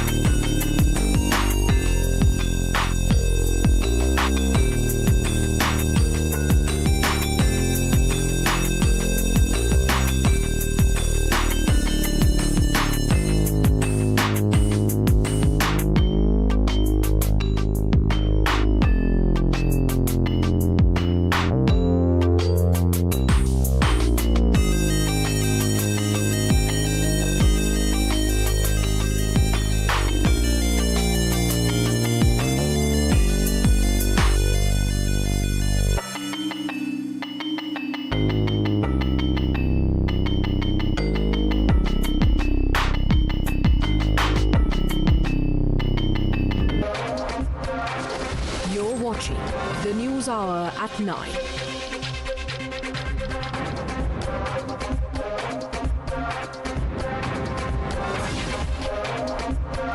You were watching the News Hour at 9.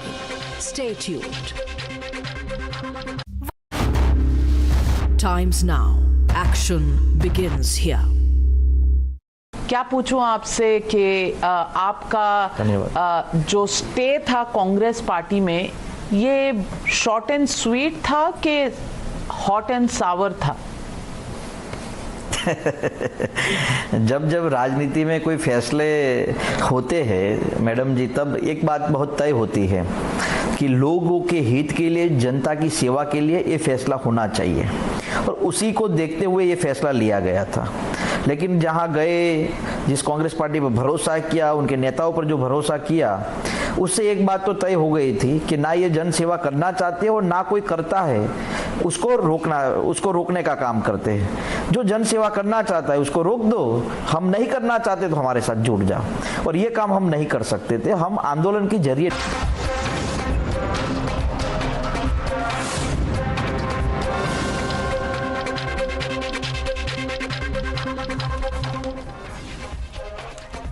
Good evening and welcome. You are watching the NewsHour Agenda, India's most loved primetime show at 10 this week as well.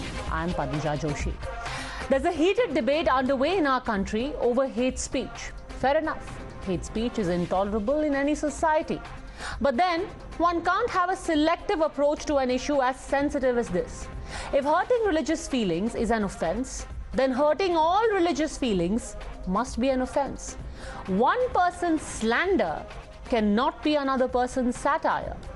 And the reason I bring this up today is because once again, a gentleman has piped up and passed his expert opinion on the shivling, asking in the most distasteful terms if a shivling is made of flesh and blood or of stone. This man is not a nobody. He is an MLC of the Samajwadi Party in Uttar Pradesh and a prominent voice of the party in the Legislative Council. But has any action been taken against him? No. Has any case been filed against him? No. Leave all of that aside, has someone even piped up and issued the faintest condemnation for what he has said? The answer again to that is no. So first listen in to what Bihari Lal Yadav said and then decide if it deserves a condemnation at the very least. जो पत्थर का टुकड़ा मिला, उसकी पहचान ये लोग शिवलिंग के रूप में कैसे किए, कैसे कर रहे हैं, ये बात समझ में नहीं आ रही। भगवान जो है, शंकर जी जो है, आदमी थे कि पत्थर थे? वो पत्थर थे कि आदमी थे? But is he the only one? Certainly not. From mocking to outright threats, we have seen it all, especially in the aftermath of the Gyan Vapi mosque story. From Mr. Yadav's LOL moment to a cleric threatening to gouge out people's eyes in Rajasthan, in the presence of Mr. Gehlot's police. Are there consequences? No. Is there even a comparable anger and condemnation? No. Why? Is it because some feelings are more liable to be hurt than others? Or are some feelings simply ignored? You're watching the News Hour at 10, debate number 1 on Times Now, Super Prime Time.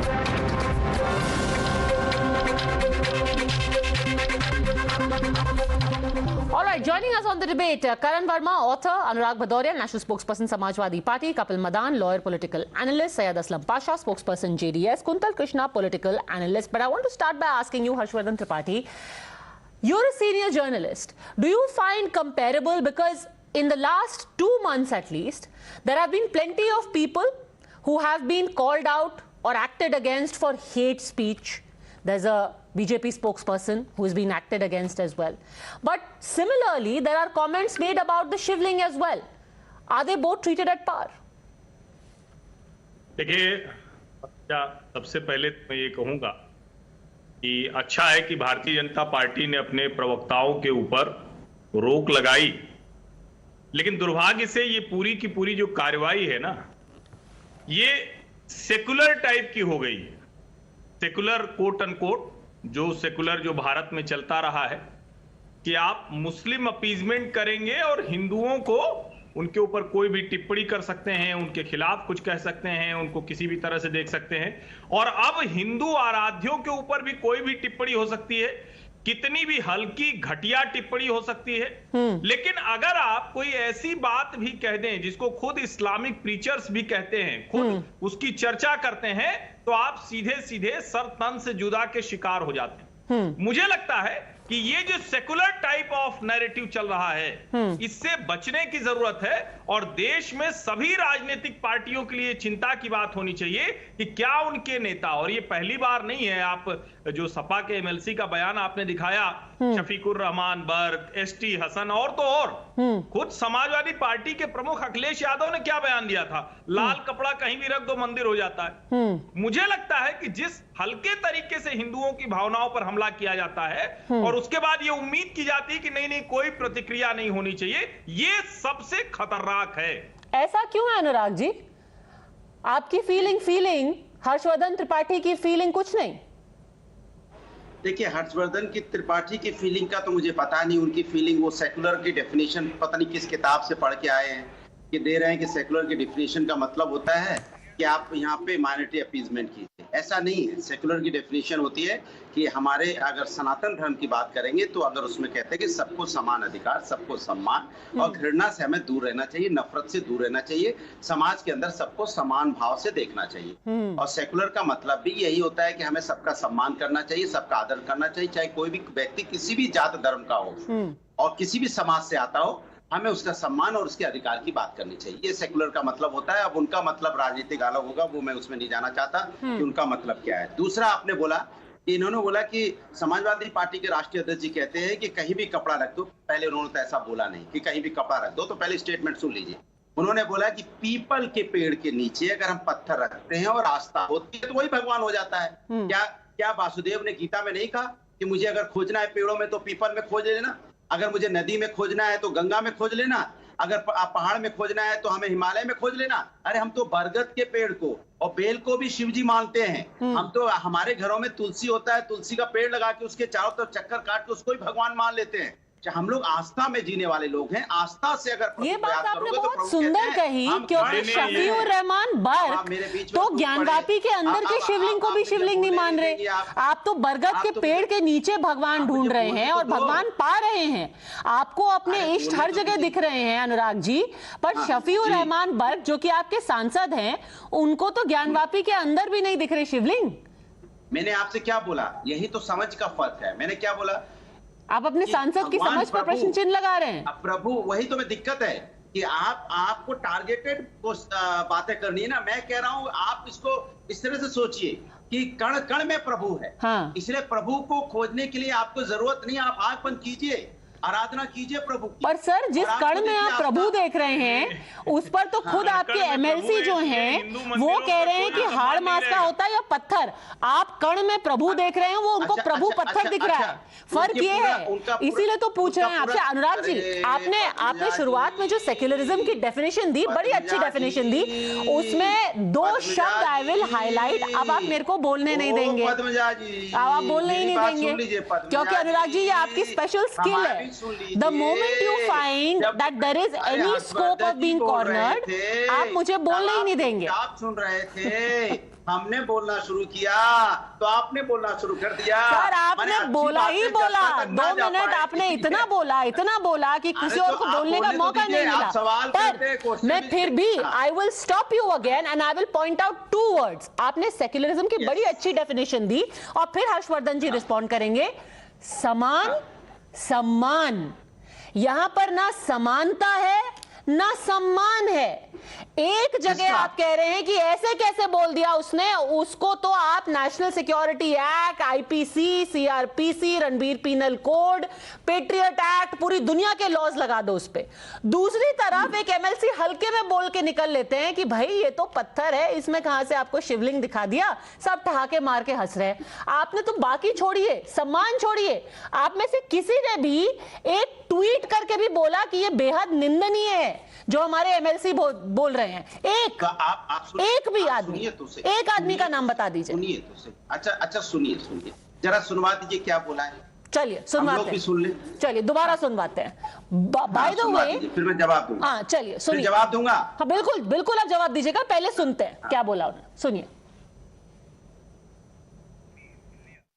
जो पत्थर का टुकड़ा मिला उसकी पहचान ये लोग शिवलिंग के रूप में कैसे किए, कैसे कर रहे हैं, ये बात समझ में नहीं आ रही। भगवान जो है शंकर जी जो है आदमी थे कि पत्थर थे? वो पत्थर थे कि आदमी थे? पत्थर का टुकड़ा, आप तो कण कण में भगवान ढूंढ रहे हैं, उनको शिवलिंग में पत्थर का टुकड़ा दिख रहा है। अनुराग जी चलिए आप बताइए, कहाँ है सम्मान और कहाँ है समानता? पद्मजा जी पूरे चला दीजिए ना, थोड़ा आगे का भी चला दीजिए, थोड़ा उसके पत्थर की बात उन्होंने ताकि आधा घंटा निकल जाए ना। देखा, ताकि आप अपना एजेंडा चला लो। आधी बात सुना के आगे ये बोला है, आगे उन्होंने ये बोला है कि पत्थर को हम लोग लाते हैं, उसको स्थापित करते हैं, फिर उसकी पूजा करते हैं, क्योंकि नहीं आस्था है। नहीं सर, उन्होंने ये नहीं बोला। उन्होंने आगे, to be very honest with you, आगे की बात इसलिए नहीं चलाई क्योंकि वो इतनी अभद्र चीज बोल रहे हैं, पर क्योंकि आप ये आधी बात सुना रहे हैं कि आड़ में मिस इन्फॉर्मेशन फैला रहे हैं। आपके ही चैनल पे सुना है भाई, हमारे चैनल पे सुना है ना। चलिए पूरी बात सुनिए, and then it is only on you how disgusting what he has said is, but I am playing it because you are saying so, Anurag ji. ये this is on you. This is on you. मैं आपके कहने पे चला रही हूँ. I want to make this clear. आपके कहने पे चला रही हूँ. भाषा बेहद डिस्गस्टिंग है, अभद्र है, लोगों को परेशान करने वाली है. आपके कहने पे चला रही हूँ. चलिए सुनिए, फिर हर्षवर्धन जी और करण वर्मा रिस्पॉन्ड करेंगे. चलिए सुनिए, नहीं भाई आप कह रहे हैं कि हम आधी अधूरी बात चला रहे हैं. चलिए सुनिए, सुनते हैं, आज सुनते हैं. चलिए सुनते हैं, तो सुनिए। मैं भी सुना जो है कि बनारस में ज्ञानवापी के नीचे से शिवलिंग मिला, सुना होगा आपने। मैं ये जानना चाहता हूँ भारतीय जनता पार्टी के नेताओं से, उनके संतों महात्माओं से, कि भगवान शिव का शिवलिंग जो है पत्थर का था, जो पत्थर का टुकड़ा मिला उसकी पहचान ये लोग शिवलिंग के रूप में कैसे किए, कैसे कर रहे हैं, ये बात समझ में नहीं आ रही। अरे पत्थर का टुकड़ा हमारे प्रदेश में उत्तराखंड से चलता है नदियों में, और वह थपेड़े खाते हुए पत्थरों का, बालुओं का खाते खाते जो चिकना होते होते इस प्रदेश में आ जाता है, उसको हम फिर उठा करके जो है किसी को जो है भक्त ठाकुर जी के नाम पर, और किसी को जो है किसी देवता के नाम पर, किसी को किसी देवता के नाम पर हम उसकी पूजा रख करके करते हैं, आस्था उसमें रख करके जो है।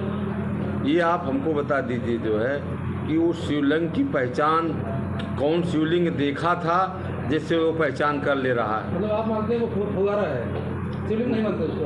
हम शिवलिंग कैसे मान ले बताइए। भगवान शिवलिंग, भगवान जो है शंकर जी जो है आदमी थे कि पत्थर थे? नहीं, हर जगह तो लिंग के रूप में ही पूजा होती है। नहीं, वो सुनिए, वो पत्थर थे कि आदमी थे?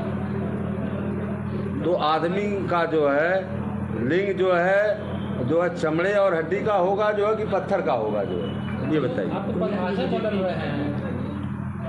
अनुराग जी, आस्था इतनी थी, आस्था इस वक्तव्य में कि अब क्या ही कहें। अब मैं बोलूं। वो देखो, उन्होंने बोला पत्थर आया, पत्थर को हमने स्थापित किया, और हम आस्था होती है हमारे, हम उसको देवी मानते हैं, देवता मानते हैं। अरे उन्होंने बोला मैं इस पत्थर को शिवलिंग कैसे मान लूं? उनका एग्जैक्ट सेंटेंस था, पत्थर को शिवलिंग कैसे मान लूं? मुझे तो बोलने देंगे, मुझे बोलने देंगे। आप गलत बयान कर रहे हैं। आप कह रहे हैं उन्होंने बोला हम तो पत्थर को शिवलिंग मानते हैं, वो इसका पूरा उलट बोल रहे हैं। वो कह रहे हैं इस पत्थर को मैं शिवलिंग कैसे मान लूं? बोला ये पत्थर का टुकड़ा है। चाहिए पहले आप मुझे बोलने तो इतना अटैक करना है के बावजूद आप जरा सा भी आपकी आस्था को चोट नहीं पहुंची। मेरे ऊपर शब्दों के पत्थर क्यों चला रहे हैं भाई? अरे नहीं, मैं आपके ऊपर नहीं चला रहा हूं, मुझे बोलने लेकिन मैं कह रहा हूं कि ये जो आपके विधायक ने कहा और आप मेरे ऊपर शब्दों का ड्रामेटिक अंदाज में आ जाते हैं ना, इससे कुछ हासिल नहीं होता। दीजिए, हो गया, हो गई आप। नहीं, मैं चुप हो जाता हूं, लेकिन थोड़ा शर्म करिए और माफी मांग लीजिए। अरे चुप तो होइए, सुनने तो बोलने तो दो। अरे काहे हल्ला मचा रहे, बोलने दो ना खाली। अरे मुझे बोलने दोगे कि अपनी हल्ला चलाओगे? अरे मुझे बोलने दो ना, मैं कह रहा हूं मैंने आपको सुना, आप मुझे सुनिए। मैंने आपको सुना ना धैर्यपूर्ण, तो आप थोड़ा इंसानियत दिखाइए, सनातन धर्म को अपनाइए कि दूसरों को बोलने का मौका दीजिए, दूसरों को भी सुनिए। यही तो सनातन धर्म कहता है ना। कीजिए ना, माफी मांग लीजिए। तो आप बोलने तो दो ना। देखिए, मैंने आपको बोला कि उन्होंने कहा कि पत्थर को लाते हैं, फिर हम उसको चीखना, उसको पूजा करते हैं, स्थापित करते हैं। नहीं, और स्थापित करने का मतलब नहीं, हम उसमें पूजा पाठ करते हैं। आप नहीं बोला नहीं तो बताइए। उन्होंने नहीं बोला, उन्होंने नहीं बोला, उन्होंने ये कतई नहीं बोला। और मुझे बहुत दुख के साथ कहना पड़ रहा है कि आप अभी भी इसको तोड़ मरोड़ रहे हैं अनुराग जी।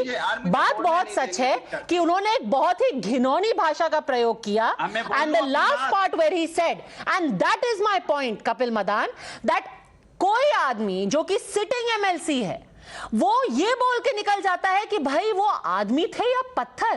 किसी आदमी का, and I'm really sorry that you have to use this language, that I have to repeat this language, but essentially this gentleman is saying that, oh, how is it possible for a man, for a shivling or for a ling to be of stone? Because the man was not stone, he was a man. This is disgusting. This is gutter level language. And leave alone action. We are sitting here on national TV where people are trying to rationalize it. On the one hand, you've got calls for, you know, every kind of penal action. So be it. Let there be cases. If there is hate speech, let there be a trial. But then you cannot have rationalization for an utter disregard for a religious belief. So, Padmaja ji, I completely agree with you. One should exercise restraint when someone is talking about this kind of a sensitive subject. Now, we are in a situation where there are disputes. There are two versions. The Muslim side is claiming that it is not a shivling, and the Hindu side is claiming that it is indeed a shivling. The fact will be decided by the court. But be that as it may, if someone has any kind of faith, you should exercise restraint. You should, I mean, you can have a view on that, but you can't mockingly express that view so as to avoid any kind of, you know, religious, any attempt to outrage any kind of religious feeling at this point in time. But having said that, I, you know, also to some extent agree with Anurag Bhadoria ji कि ये आस्था की बात है. ये अगर मेरे को ये लगता है कि मुझे अपने मन में देख को भगवान को की आराधना करनी है, मैं मेडिटेशन वैसे भी कर सकता हूँ. अगर मुझे लगता है कि मेरे को मूर्ति देख के मेडिटेशन करनी है, मेरे को मूर्ति देख के, about how you pray. Do you not understand? The distinction is very clear. You cannot sit there and laugh at somebody's belief. भाई आप अपने मन में पूजिए, पर कोई शिवलिंग की जाके पूजा कर रहा है. And this is not even about कि वो शिवलिंग है या फाउंटेन है. This is a completely unrelated, distasteful, disgusting comment from an uninformed person who's saying it because he knows he can get away with it. That is the problem. Karan Verma. I am not defending for a minute what he said. Shocked with the way Anurag Bhadoria today has defended the statement, and he's done it in a very mocking manner. He should be ashamed of himself, to put it mildly. Shiv जी की आराधना करोड़ों लोग करते हैं हिंदुस्तान में, पूरे दुनिया में. और इस तरह से जब उनका एमएलसी कहता है, and people like Anurag Bhadoria come to news studios and defend it, it shows patronization at the highest level. This Mr. Lal Bihari is going to get away with this time and again because he knows he has an Anurag Bhadoria who will defend him in the evening shows. He knows that his party in chief, Mr. Akhilesh Yadav, too passes careless statements like these कि किसी भी पत्थर को हम भगवान समझ लेते हैं और हंसते हुए बोलते हैं ये लोग. तो इसलिए the fact of the matter is, Padmaja, Hindu sentiments are not cared for often. People are selective in picking If a certain community gets hurt, there is a huge hue and cry. But if Hindu sentiments are hurt, people like Anurag Bhadoria are going to laugh it off, going to waste your time, they are going to ask you to repeat it over and over again, and they are going to look for those minor words where they can get away with their nonsense. Truth is, we need to call their bluff and call their lie out, because enough to this Hindu hatred. Hatred is hatred irrespective of religion. And it should be condemned across the board in every form and manifestation. Look at Anurag Bhadoria. He will again continue ranting because he knows he's caught. Anurag Bhadoria, you are caught today. You are cornered today. आस्था मेरे लिए व्यक्तिगत विषय होता है। आप कुछ सुन नहीं रहे, बस बोलते जा रहे हैं। आपने बस बोलना ही है, कुछ सुनना तो है नहीं। ये शर्म की बात है, आपको शर्म आनी चाहिए। कोई राजनीति नहीं कर रहे, आप राजनीति कर रहे हैं। आपको शर्म आनी चाहिए। आस्था के नाम पे राजनीति करना चाहते हो? अपने एमएलसी की बुराई करिए आज आप यहाँ पर। रोटी सेकना चाहते हो? अपने एमएलसी की बुराई करते हैं, आस्था रहने दीजिए, आस्था पे राजनीति मत कीजिए। कमाल की बात है, आप महंगाई पे चर्चा करने के समय नहीं बोलोगे, आप बेरोजगारी पे चर्चा करने के समय नहीं बोलोगे, महिला अत्याचार पे चर्चा के समय नहीं बोलोगे। एक second Anurag Bhadauria, I will again come back and ask you, आस्था पे राजनीति मत कीजिए। अगर आस्था पे राजनीति नहीं कर रहे हैं तो भर भर के आपकी पार्टी के लोग जो कि परसों से नुपुर शर्मा के बारे में कह रहे हैं सस्पेंशन काफी नहीं है, केस कर दो, केस ही मत करो, जेल में डाल दो, जेल मत डालो, टांग भी दो, उनको 1 मिनट नहीं मिला ये कहने के लिए कि लाल बिहारी जी आप कृपया चुप रहें, क्योंकि आप जो बोल रहे हैं उससे लोग आहत होंगे। लोग क्यों, हम आहत होंगे। ये बोलने का टाइम किसी को नहीं मिला। हर कोई पूरा सीआरपीसी आईपीसी खोल करके बैठ गया कि क्या क्या करना चाहिए। क्या आप में से किसी ने नहीं सुना कि लाल बिहारी यादव ने क्या बोला? आपको उससे परेशानी नहीं हुई? आपको उस पर गुस्सा नहीं आया? आपने उस पर तो एक्शन नहीं मांगा, क्यों? आप ही बोल लीजिए। हाँ, मैं पूछूंगी तो क्योंकि आप नहीं बोल रहे ना सर, इसलिए मुझे बोलना पड़ रहा है। अगर आप बोलते लाल बिहारी यादव पे तो हमें नहीं बोलना पड़ता। सवाल भी आप पूछते हो, जवाब भी आप देते हो, तो आप तय कर लीजिए। क्योंकि आप जवाब नहीं देते, क्योंकि जवाब जिसको देना चाहिए वो जवाब तो दे नहीं रहा है, वो तो चुप बैठा हुआ है। सर अगर आप बोलते 2 दिन तक तो हमें नहीं बोलना पड़ता। अरे आप मुझे बोलने नहीं देंगे। चलिए बोलिए। मैं बोलना शुरू करूंगा, आप बोलना शुरू कर देंगे। आपसे एक सीधा सवाल पूछती हूँ, सीधा सवाल, मैं सीधा जवाब, इधर उधर की बात ही नहीं है, सीधा सवाल पूछती हूँ। आपके पार्टी प्रमुख ने नुपुर शर्मा के खिलाफ सारा एक्शन मांगा, बिल्कुल वाजिब है, बिल्कुल सही है, पर उनको लाल बिहारी यादव के खिलाफ एक्शन मांगने का टाइम क्यों नहीं मिला? अच्छा, मैं जवाब दे दूं? बोलिए। दो क्वेश्चन पूछे आपके, और मुझे बोलने दीजिएगा। हाथ जोड़ के निवेदन है, कम से कम सनातन धर्म का पालन आप तो जरूर कर लीजिएगा, और लोग नहीं कर पा रहे तो कम से कम वो मौका देते हैं बोलने का। मैं आपको बता रहा हूं, देखिए 2 सवाल पूछे। एक कहा कि कहीं पे लाल कपड़ा रख दो तो भगवान हो जाता है, पहली बात तो ये मैंने सवाल ही नहीं पूछा। बोला गया कि पीपल, अरे मेरे बात तो आप बोल नहीं देंगे, आपके डिबेट में पूछा गया और आप गर्दन हिला रहे हैं। अरे मैं आपसे सीधा सवाल पूछ रही हूँ ना, आप इधर उधर क्यों जा रहे हैं? आप डक क्यों कर रहे हैं? आपसे सीधा सवाल मैं पूछ रही हूँ, लाल बिहारी यादव की भर्त्सना करने के लिए आपके पार्टी के लोगों को टाइम क्यों नहीं मिला? सीधा सवाल बताइए। हाँ सीधा, आप मुझे बोलने तो दो, कितने सेकंड बोलने देंगे आप पहले बता दीजिए। पूरे 1 मिनट पर सवाल का जवाब दीजिए। अच्छा ठीक है, ठीक है। देखिए सवाल यह है कि आपने बोला कि पीपल के पेड़ के नीचे पत्थर रख दो तो भगवान हो जाता है। उन्होंने बोला कि हमारी आस्था पीपल में है, हमारी आस्था पत्थर में भी होती है, हम आस्था में भगवान को खोज लेते, जो कि सनातन धर्म में साफ साफ कहा गया है कि कण कण में भगवान है। आपकी आस्था होनी चाहिए, और उसमें राजनीति करोगे तो आपको नहीं दिखाई पड़ेगा, जाहिर सी बात है। अब जो राजनीति कर रहे हैं उनको पीपल का पेड़ दिखाई पड़ता है, उनको पत्थर दिखाई पड़ता है, उनको लाल कपड़ा दिखाई पड़ता है। हमें क्या दिखाई पड़ता है? मेरी आस्था है, मुझे भगवान दिखाई पड़ते हैं, ये मेरी आस्था है। उनको मजाक लगता हो तो लगता हो, हम तो तुलसी के पेड़ के चारों तरफ घूम के भी उनको प्रणाम करते हैं, क्योंकि हमें भगवान दिखाई पड़ता है, ये मेरी आस्था है। तो अब मैं आप दूसरे सवाल का जवाब दे रहा हूँ। आपके एक हो गया, दूसरा सवाल का जवाब आपने कहा, मैंने इसलिए कहा कि लाल बिहारी की आप पूरी बाइट सुनेंगे, जो उन्होंने शब्द जो बोला है उसके बाद भी उन्होंने यही बोला है कि पत्थर को हम लाते हैं, पत्थर मूर्तिकार पत्थर दे के जाता है, हम उसको स्थापित करते हैं, हम उसकी पूजा करते हैं और हम उसको भगवान मान लेते हैं। हर्षवर्धन त्रिपाठी, या तो हम सब बेवकूफ हैं या फिर अनुराग भदौरिया एक ऐसे पैरेलल यूनिवर्स में रह रहे हैं जहां पे शब्दों का उल्टा मतलब होता है, क्योंकि we played this man literally saying मैं पत्थर को भगवान कैसे मान लूं, ये तो पत्थर है जो नदी में आता है, घिस घिस कर चिकना हो जाता है, फिर कोई उसको उठा के रख लेता है। मैं उसको भगवान कैसे मान लूं? अनुराग भदौरिया जी को इन शब्दों में आस्था दिखाई दे रही है बिहारी लाल यादव की। मतलब या तो हमारी आस्था का डेफिनेशन बहुत अलग है या ये कुछ और ही सुन पा रहे हैं। हर्षवर्धन त्रिपाठी पार्टी पद्मजा, अनुराग भदौरिया और उनकी पार्टी समाजवादी पार्टी हिंदुओं की भावनाओं का कोई मौका मजाक उड़ाने का नहीं छोड़ते। और मजाक उड़ाना तो अलग बात है। जो इन्होंने कहा है इनके विधायक जी ने, मैं सच कह रहा हूं कि अगर जरा सा भी संवेदनशीलता होती तो कोई भी व्यक्ति, पार्टी प्रमुख छोड़ दीजिए, आप नेता छोड़ दीजिए, एक सामान्य हिंदू छोड़िए, दूसरे मजहब का भी होता तो उसका सिर शर्म से झुकता और वो पहले हाथ जोड़कर माफी मांगता और इनको पार्टी से निकाल बाहर करता। लेकिन चूंकि उनके लिए कोई मतलब ही नहीं हिंदू परंपरा का, हिंदू आस्था का, हिंदू भगवान का, और उसके बाद ये कहेंगे कि मैंने जो कोट अनकोट सेकुलरिज्म की डेफिनेशन बताई वो इनको समझ में नहीं आई, क्योंकि ये वही फ्रॉड सेकुलरिज्म प्रैक्टिस करते हैं और उसी को लोगों को बता रहे हैं। और अच्छी बात यह है कि जनता इसको देखती है, समझती है और इनको भुगतना भी पड़ रहा है। And Syed Aslam Pasha, सबसे दुख की बात ये है that when the same people, ये तो, and the thing is that unfortunately for us, this wasn't the only example.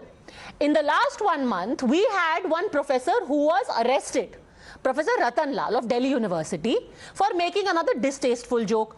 People actually turned out in his support and said he is an Ambedkarite. This is an attack on free speech. तो भाई आपके लिए जो free speech थी किसी और के लिए स्लैंडर हो जाता है. Why? Because there is one community who is saying, you know, my feelings have been hurt, now I will go to court, I will file a report, I will then beg people to file my FIR and hope that some action is taken. The other party will take straight to the streets and say, we will not have it, we will not tolerate it, take some action, boycott this, that and the other. Why? So response is going to be decided by how violent a reaction is? Is that what we've come to? No, absolutely not. Padmaja, let me make it very, very clear that if anyone has to live in India, they have to respect all the religions. When you talk about secularism, it is not practicing your religion, it is showing respect to the other religion. When you talk about freedom of religion, when you talk about propagate, profess and promote your religion, at the same time, in the same breath, you should also ensure that you give respect to the other religions. Right? And having said that, if any individual is making any derogatory or blasphemous comments on any religion, definitely they have to be punished. Now, having said that, I would also want to tell the BJP is taking a moral high ground here, where every alternate day their leaders make statements like, if Hindus wake up, we'll pull your beards and make a chotia. MLA Mayankeshwar, and I will tell you more, okay? And vote for Yogi, vote for Yogi or face bulldozers, Raja Singh. And there are dharam sansas which are happening day in, day out. There are dharam sansas which are happening day in, day out, where people are calling for a genocide of Muslims. Okay?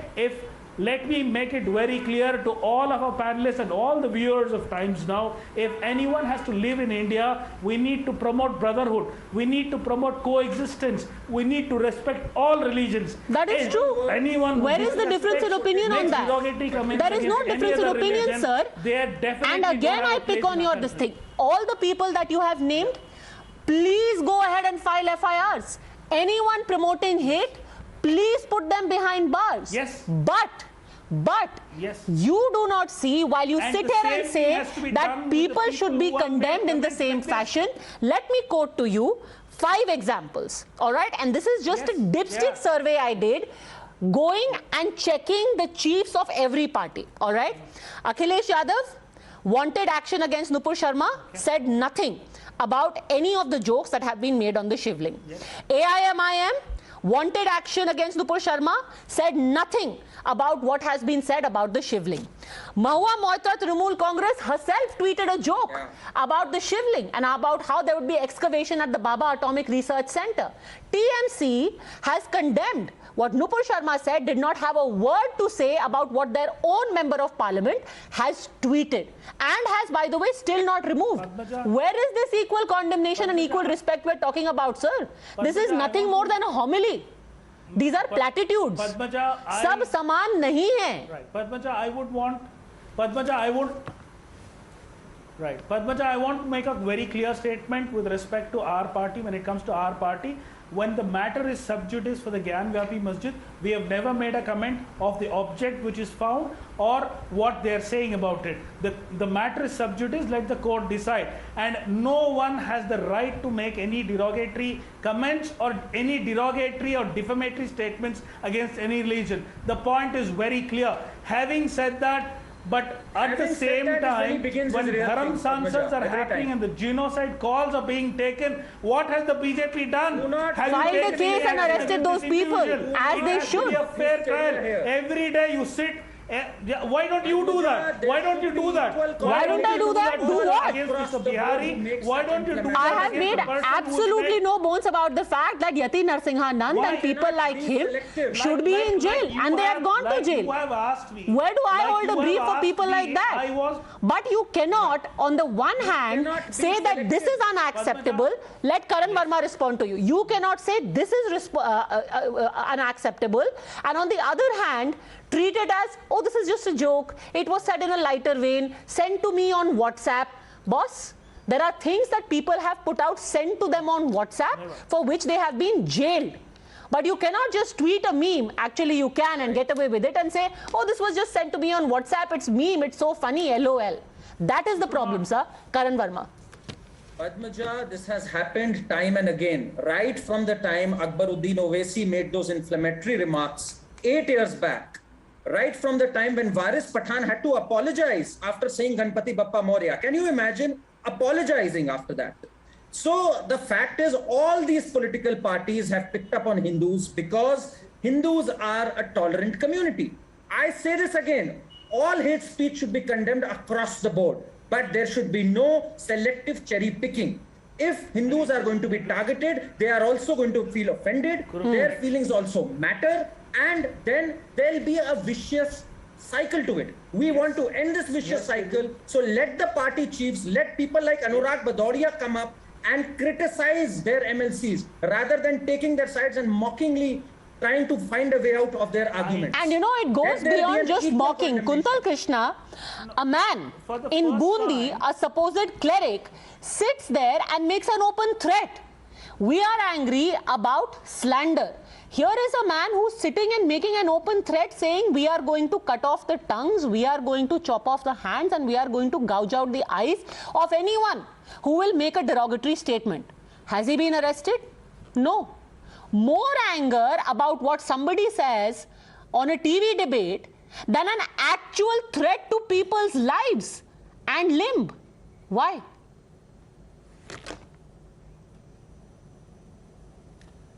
Padmaja, actually RSS and BJP is responsible for puncturing the ecosystem of peaceful coexistence in this country.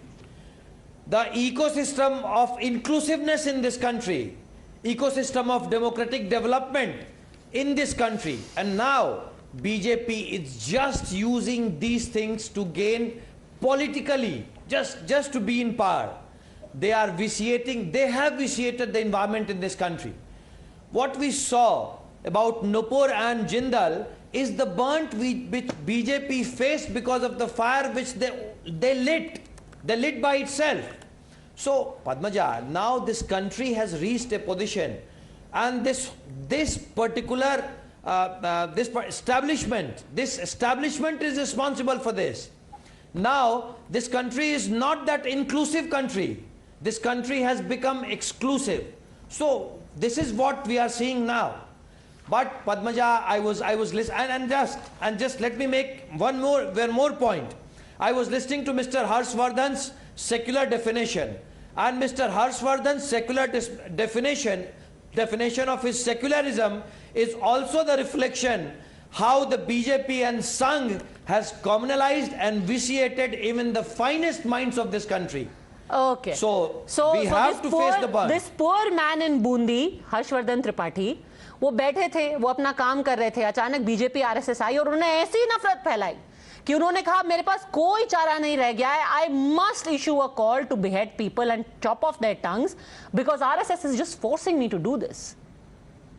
Padmaja, मैं बहुत खुश होऊंगा कि अगर सचमुच का secularism इस देश में कभी फॉलो किया गया होता, लेकिन दुर्भाग्य से, और मैंने जो कहा कोट अनकोट, और उसके बाद मैंने और आगे जाकर कहा कि ये फ्रॉड सेकुलरिज्म है, जिसको सेकुलरिज्म के नाम पे बेचा जाता है और कुछ खोखले दिमाग के लोग उसको कहते हैं कि नहीं नहीं यही वाला चलेगा।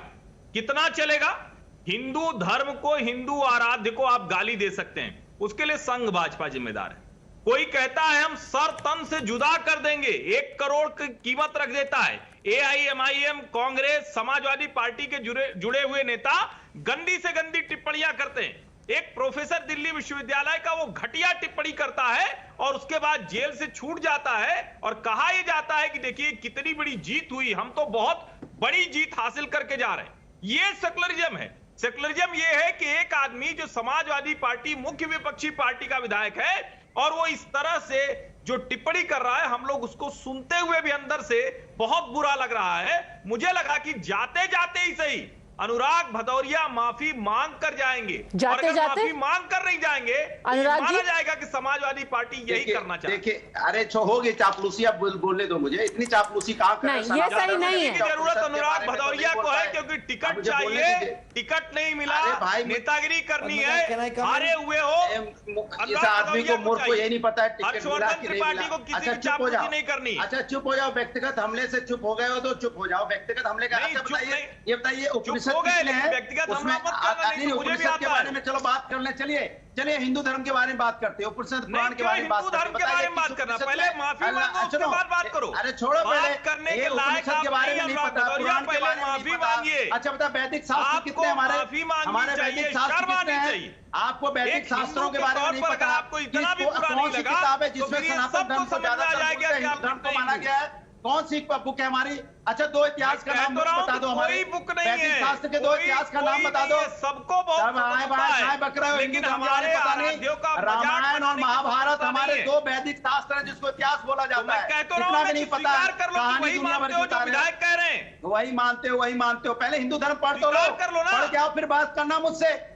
मैं कह रहा हूं कि उपनिषद के बारे में पता नहीं, पुराण अच्छा कौन सा पुराण में? अनुराग जी, यहाँ किसी का क्लासरूम नहीं है, किसी को अपना हिंदुत्व या देशभक्ति प्रूव नहीं करनी है। आपसे तो सिंपल सा सवाल पूछा गया था, आप यहाँ पाठशाला क्यों लगा रहे हैं? सिंपल सा सवाल आपसे ये था, चलते चलते एक बार कंडेम तो कर दीजिए। आपने हर तरीके से तोड़ मरोड़ के, इधर से पकड़ के उधर से पकड़ के इनकी भाषा को जस्टिफाई करने की कोशिश की। पूरा हिंदू धर्म का हमें ज्ञान दे दिया, कम से कम थोड़ा सा ज्ञान बिहारी लाल जी को दे दीजिए, उनको समझा देते। और चलते चलते एक बार बस चलते चलते बोल दीजिए कि गलत बोला, इतना तो बोल दीजिए अनुराग जी कि गलत बोला, दुख हुआ, पीड़ा हुई, इतना तो बोल दीजिए। अच्छा, अब मैं बोल रहा हूं, सुन लीजिए, मेरी बात सुन लीजिए।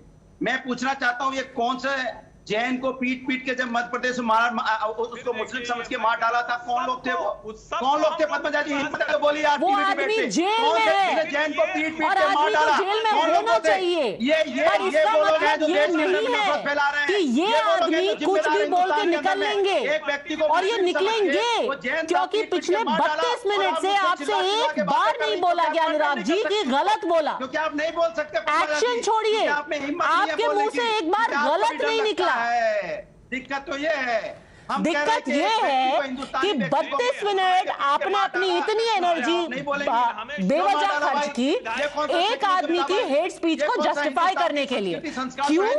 क्योंकि you know there will be no consequences, क्योंकि आपको पता है कि कल आपके ऑफिस के बाहर 10,000 की भीड़ नहीं जुटेगी, क्योंकि आपको पता है कि there won't be people calling for gouging out of eyes. You know there won't be consequences, which is why it is okay.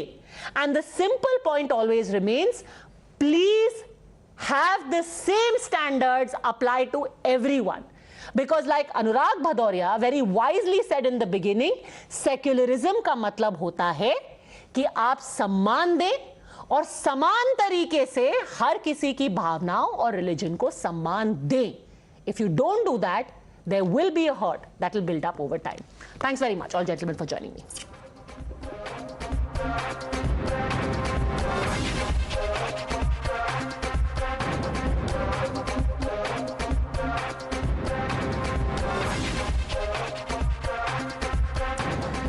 It's been a debate over language that is fast descending into defamation. This seems to be the case today as DMK MP resorted to slandering Hindi and Hindi speakers yet again. He did not even hesitate in hurling a casteist slur. TK Selengovan today said, believe it or not, that Hindi is a language of underdeveloped states, but that is not where he stopped. He says that if Tamils were to start speaking Hindi, that would actually reduce them to the status of Shudras. ஒன்று இந்தி நம்மை சூத்திரனாக்கிவிடும். இந்தி எந்த நன்மையும் நமக்கு செய்யாது. நான் ஒரு பட்டியல் சொல்கிறேன், இந்த பட்டியலை கேளுங்கள். மேற்கு வங்காளம் வளர்ந்த மாநிலமா இல்லையா? அதற்கு கீழே ஒரிசா வளர்ந்த மாநிலமா இல்லையா? அதற்கு கீழே ஆந்திர பிரதேசம் தெலுங்கானா வளர்ந்த மாநிலங்களா இல்லையா? அதற்கு கீழே தமிழ்நாடு வளர்ந்த மாநிலமா இல்லையா? மேற்கே கேரளா, அதற்கு மேலே மராட்டியம் கர்நாடகம், அதற்கு மேலே மராட்டியம், அதற்கு மேலே குஜராத், அதற்கு மேலே பஞ்சாப். இவையெல்லாம் வளர்ந்த மாநிலங்களா இல்லையா? ஏன் இதை கேட்கிறேன் என்றால், இந்த மாநிலங்களில் இந்தி அந்த மக்களுடைய தாய்மொழி இல்லை. வளராத மாநிலம்னா மத்திய பிரதேசம், உத்தரப்பிரதேசம், பீகார், ராஜஸ்தான், இந்த இன்னும் இப்பொழுது புதிதாக பிரிந்த 2-3 மாநிலங்கள். எதற்கு அப்புறம் நான் இந்தியை படிக்கணும்? In fact, Times Now eventually confronted Mr. Selengovan, who had absolutely no remorse about his comments. In fact, he even defended them. What Thiruvalluvar said in Tamil is, all men are born equal. When this thing failed is after the entry of the North Indian languages, Sanskrit and allied languages, which entered the south, also brought the Manudharma concept with them.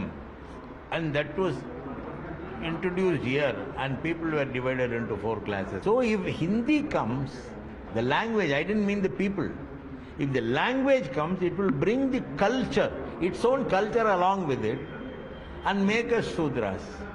That was what I meant. When I have a language which is rich in culture, which speaks about equanimity, why should I follow a language which does not speak about equanimity? That was my question. You're watching the News Hour at 10, debate number 1 on Times Now, Super Prime Time. Mr. Chief Rajashekharan, lawyer, joins us along with Vikramanar, spokesperson of VCK. But my first question, Anurag Naidu, author, is here with us. My first question is to you, Khushbu. You heard what Mr. Selengovan said. Did you buy it in terms of clarification? Definitely not. You cannot buy this argument, what Mr. TK Selengovan has said. With all due respect to Mr. TK Selengovan, let me remind him that if he's talking about equality, then the last party to think about equality is DMK. If they believe in equality, if they do not believe, if Mr. TK Selengovan says that what he said was not about the people, it was not a slur against casteism, then let me remind him that let them have the guts to scrap what they talk about minority differences. They have the reserved seats, they have the party alliances which talks about I'm hearing my voice back to me. We'll just have it fixed. It's very disturbing. We'll have it fixed. Please go on. They have their own party alliances where it talks about about people from backward class, people from a different caste, and all this.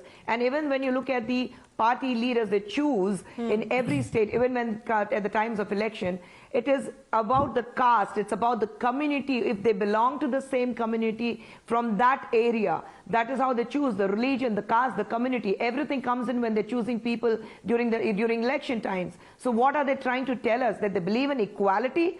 Crap. Absolutely crap. Let them have the courage and say that there's not going to be any reserved seats for anybody. Even Ooty is reserved when it comes under reserved constituency. Okay. Tell them that it's going to be equal. We are going to choose people basis on the merit and not on the basis of the caste, community or religion when it comes to elections. I mean, you cannot fool the people. And let me tell Mr. Elangovan himself, he has been a parliamentarian for many, many years. Mr. Elangovan, sir, I know you too well. It's very surprised that you speak this language, but I also know that you do speak Hindi, and so do your other leaders and your MPs. So don't bring in this anti-Hindi content here in Tamil Nadu. More than 3 million people speak Hindi and they understand Hindi in Tamil Nadu. And more than being anti-Hindi now, this is downright casteist. What is wrong with being a Shudra? What does that even mean? Why can't you be a Shudra? Why can't you declare yourself a Shudra? I don't have a problem. If I was born a Shudra, I would be very happy to be one. What is wrong with it? Is this challenge supposed to be some kind of insult? You are Brahmin community, and you want other Shudras to be feeling proud for it? Well, if you're born into it, there's nothing to be ashamed of. Are you saying Shudra should be ashamed? Somebody should be Shudra, somebody should be Brahmana, somebody should be Vaishya, somebody should be Kshatriya. Who are you actually? Who are you to say that Shudras are supposed to feel ashamed? Everybody is equal. Who are you? Who are you? Everybody is equal. So why blame that? How Manu is ill-treating Shudras. How Manu has depicted laws to ill-treat Shudras. Manu doesn't exist anymore, sir, and nobody follows the Manu Smriti. But your mind certainly has that kind of perverted sense that certain castes are supposed to feel ashamed and they are inferior. The statue of Manu in Rajasthan High Court. You can't just keep shouting Manu, Manu and get your way to the debate. Talk sense. Please. Are being quoted. Please understand. Have been quoted in so many judgments. Where are you bringing in Manu Smriti? Answer for Mr. Elangovan. T.K. Elangovan said. Answer for Mr. Elangovan. Padmaja.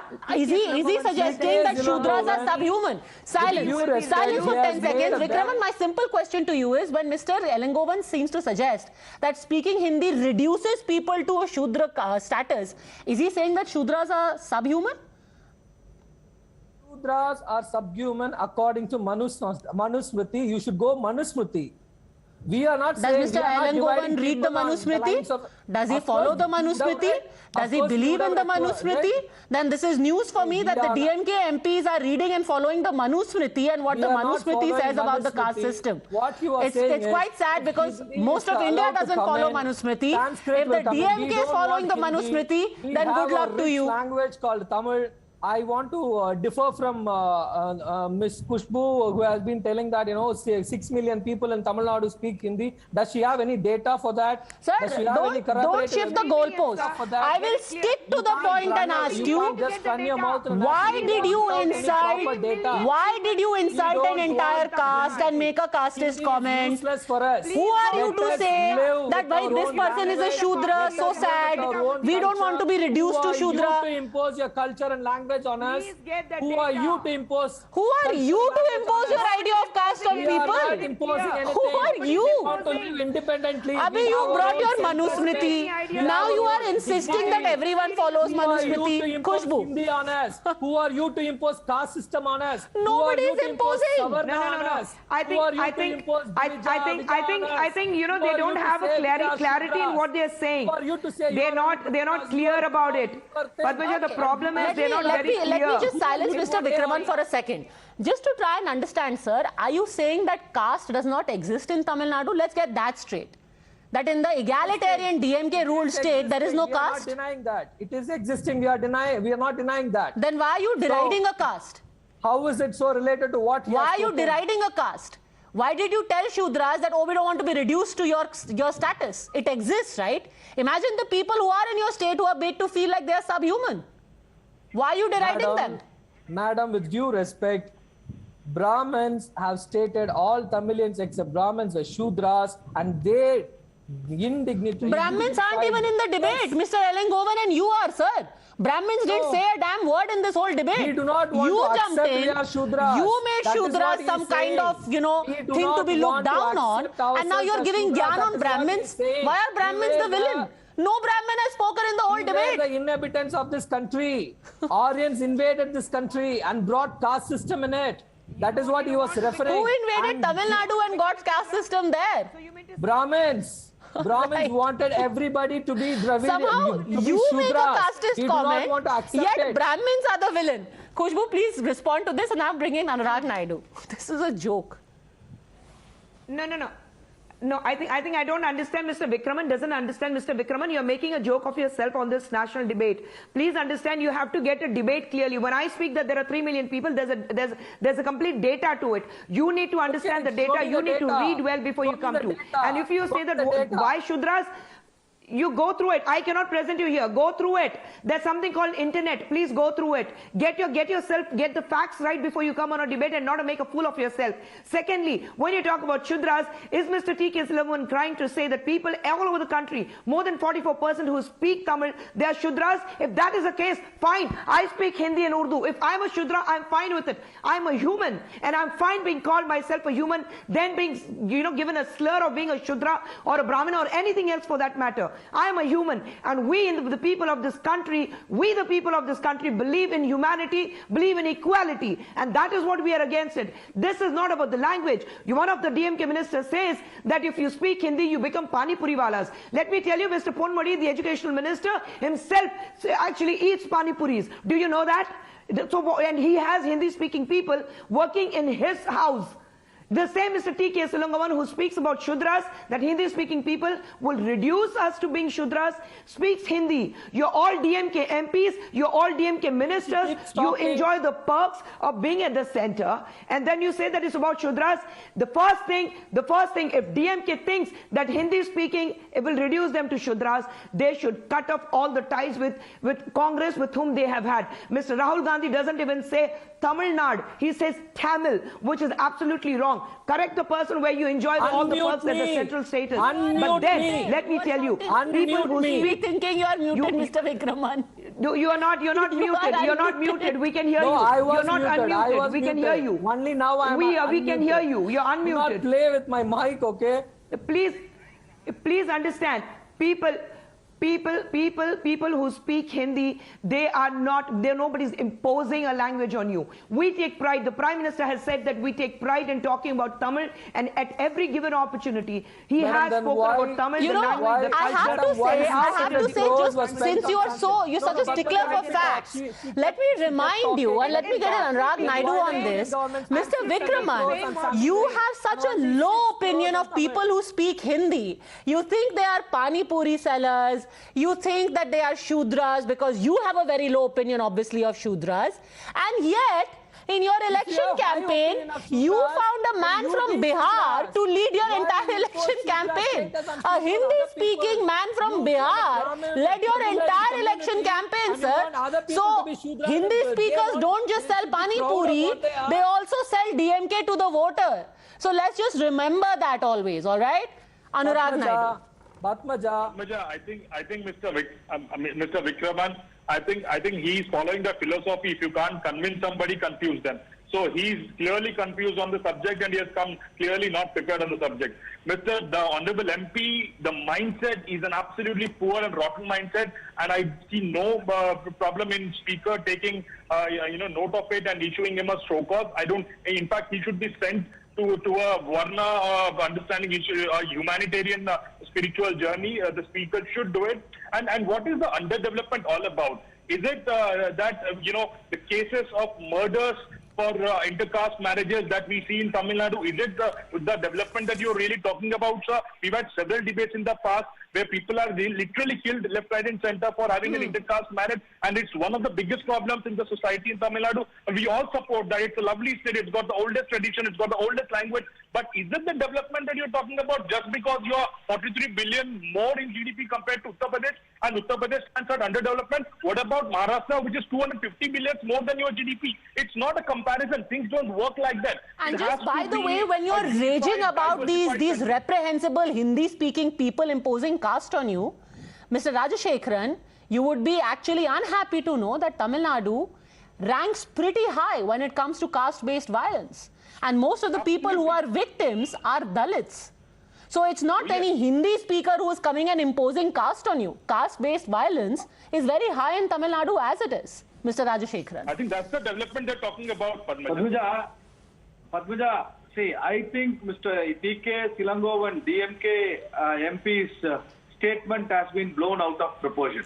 Because if you just hear the whole speech of Ilangovan, he says the developed states don't speak Hindi. The underdeveloped states like Rajasthan, Gujarat, Madhya Pradesh are speaking Hindi. That's what the whole crux of the whole issue. So going by that merit, he was right. But I don't agree with him on the Shudra comment because that was unwarranted anyway. He has a point of justification when he was confronted by your reporter. He says yes, because the Manusmriti. Can I come in? Sir, you know, when caught in a bind, it is very easy to just blame everything on the Manusmriti. The point is, there was no Brahmin, there was no Manu, and there was no Manusmriti in this entire conversation. This was the mindset of the MP of a Dravidian party, and it speaks volumes when they think like this about a certain caste. They only have to explain themselves. Thanks very much, all gentlemen, and Khushbu for having joined me. Thanks for watching.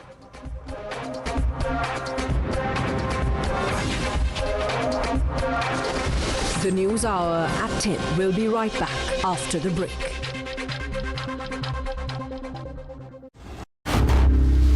Times now. Action begins here. For the last 2 years, the world has been relentlessly fighting the COVID-19 pandemic. As the countries across the globe prioritize vaccinations to keep the next wave of COVID at bay, India also rolled out precautionary jabs this year to achieve herd immunity against the virus. While COVID has not risen substantially in India in the last few months, the pandemic has not yet faded. India has remained on guard, but vaccination among children remains low and is significantly less talked about. Immunizing the kids will not only check the spread of the asymptomatic infection. Watching the News Hour at 10.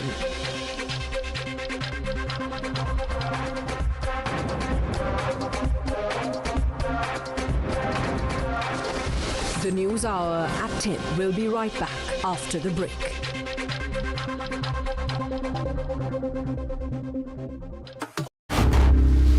Times now. Action begins here.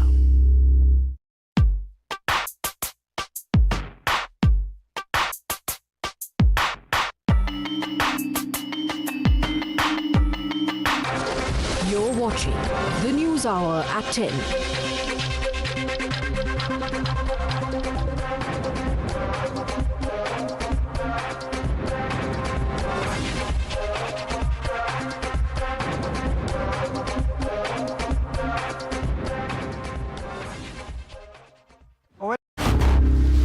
Times now.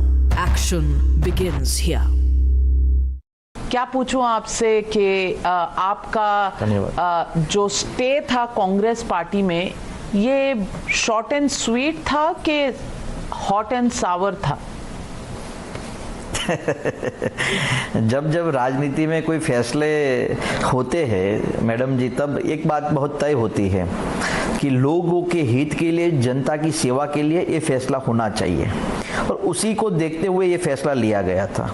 लेकिन जहां गए, जिस Congress party पर भरोसा किया, उनके नेताओं पर जो भरोसा किया, उससे एक बात तो तय हो गई थी कि ना ये जन सेवा करना चाहते और ना कोई करता है उसको रोकने का काम करते हैं। जो जन सेवा करना चाहता है उसको रोक दो, हम नहीं करना चाहते तो हमारे साथ जुड़ जाओ। और ये काम हम नहीं कर सकते थे। हम आंदोलन के जरिए निकले थे, लोगों ने हम पर उम्मीद देखी थी, हम पर भरोसा किया था, और हमने कहीं ना कहीं गुजरात के भीतर एक अच्छी उम्मीद को खड़ा करने का काम किया था, जो कांग्रेस को इनडायरेक्टली डायरेक्टली 2017 में फायदा किया था और मजबूत विपक्ष की भूमिका में आई थी। लेकिन आज कहां हुआ, ना आपको मीटिंग में बुलाते हैं, आपको वर्किंग प्रेसिडेंट बना दिया, लेकिन कोई काम आपका तय ना किया। कहीं ना कहीं सिर्फ अपमान। और हमारे परिवार में और हमारे कई साथी कहते हैं कि अगर जहां सम्मान ना हो वहां अपमान नहीं होना चाहिए। तो हार्दिक जी, ये सब आपको पहले से पता नहीं था? क्योंकि 2017 आप पॉलिटिक्स में आए थे और 2019 का चुनाव हुआ था। आप बहुत जगह साथ साथ घूमे थे क्योंकि आपने फॉर्मली कांग्रेस पार्टी ज्वाइन कर ली थी। और हमेशा से लोग यही कहते हैं कि कांग्रेस पार्टी एक private limited company owned by एक गांधी परिवार है। तो आपको पहले ये पता नहीं था या अंदर जाके कुछ ऐसा पता चला जो आप चौंक गए और इतना सरप्राइज हो गए? देखिए नविका जी, मैं 2019 में पार्टी ज्वाइन किया था। 2015 से लेकर 2019 तक मैं इंडिपेंडेंट रहा, जनता की आंदोलन किए, जनता की सेवा की और हमारे आंदोलन के कारण अनेक योजना गुजरात के लोगों को मिली। कांग्रेस में ज्वाइन होने का रीजन ये था कि हमें ऐसा था कि यार हमारा कोई पॉलिटिकल फैमिली है नहीं, पॉलिटिकल परिवार नहीं है, चलो राहुल गांधी जी हमें प्रोटेक्ट करेंगे, इसीलिए हम पॉलिटिकल पार्टी ज्वाइन किया। पहले दिन से जो विपरीत परिस्थिति हमारे साथ होती थी, हर दिन हर मुद्दे को लेकर हम राहुल जी को मुद्दा बताते रहते कि आज इन लोगों ने ये किया है, आप थोड़ा देखिएगा, कोई रिस्पॉन्स नहीं, कोई जवाब नहीं। लगातार हम अपनी परेशानी पार्टी के भीतर जो थी वो राहुल जी तक पहुंचाई, लेकिन उन्होंने कभी स्टैंड नहीं लिया। तो हम जो उस भरोसे से आए थे, उस भरोसा तो हमें काम करने नहीं दे रहा था, वो तो प्रोटेक्ट नहीं कर रहा था। बात रही जब कोई लीडर दिल्ली से गुजरात आता है तो उसकी जिम्मेवारी होती है कि यार जो लीडर से यहाँ के स्टेट के, उन सबसे 1 by 1 मिल लिया जाए। कभी भी 1 by 1 मिलने का मौका नहीं दिया गया या ना 1 by 1 मिलने का काम किया। गुजरात में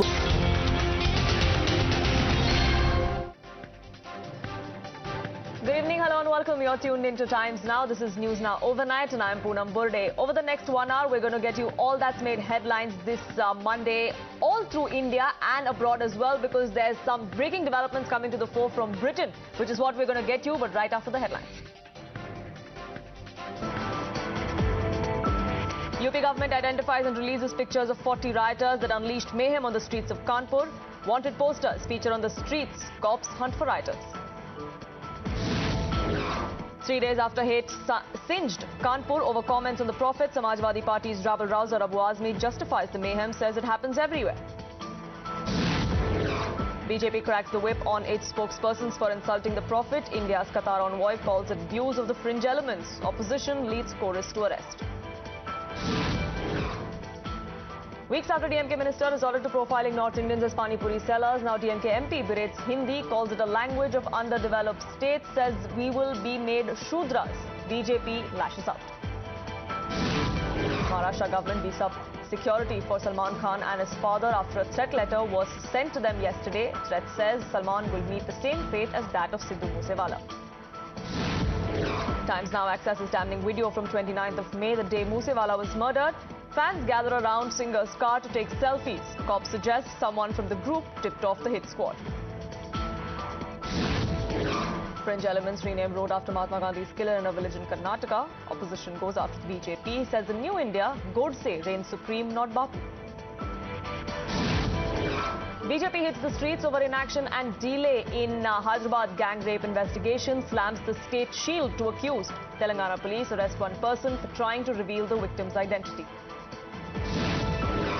And a shocking video of road rage from the national capital jolts the nation. Car driver knocks down a biker following the argument. Rogue driver now arrested.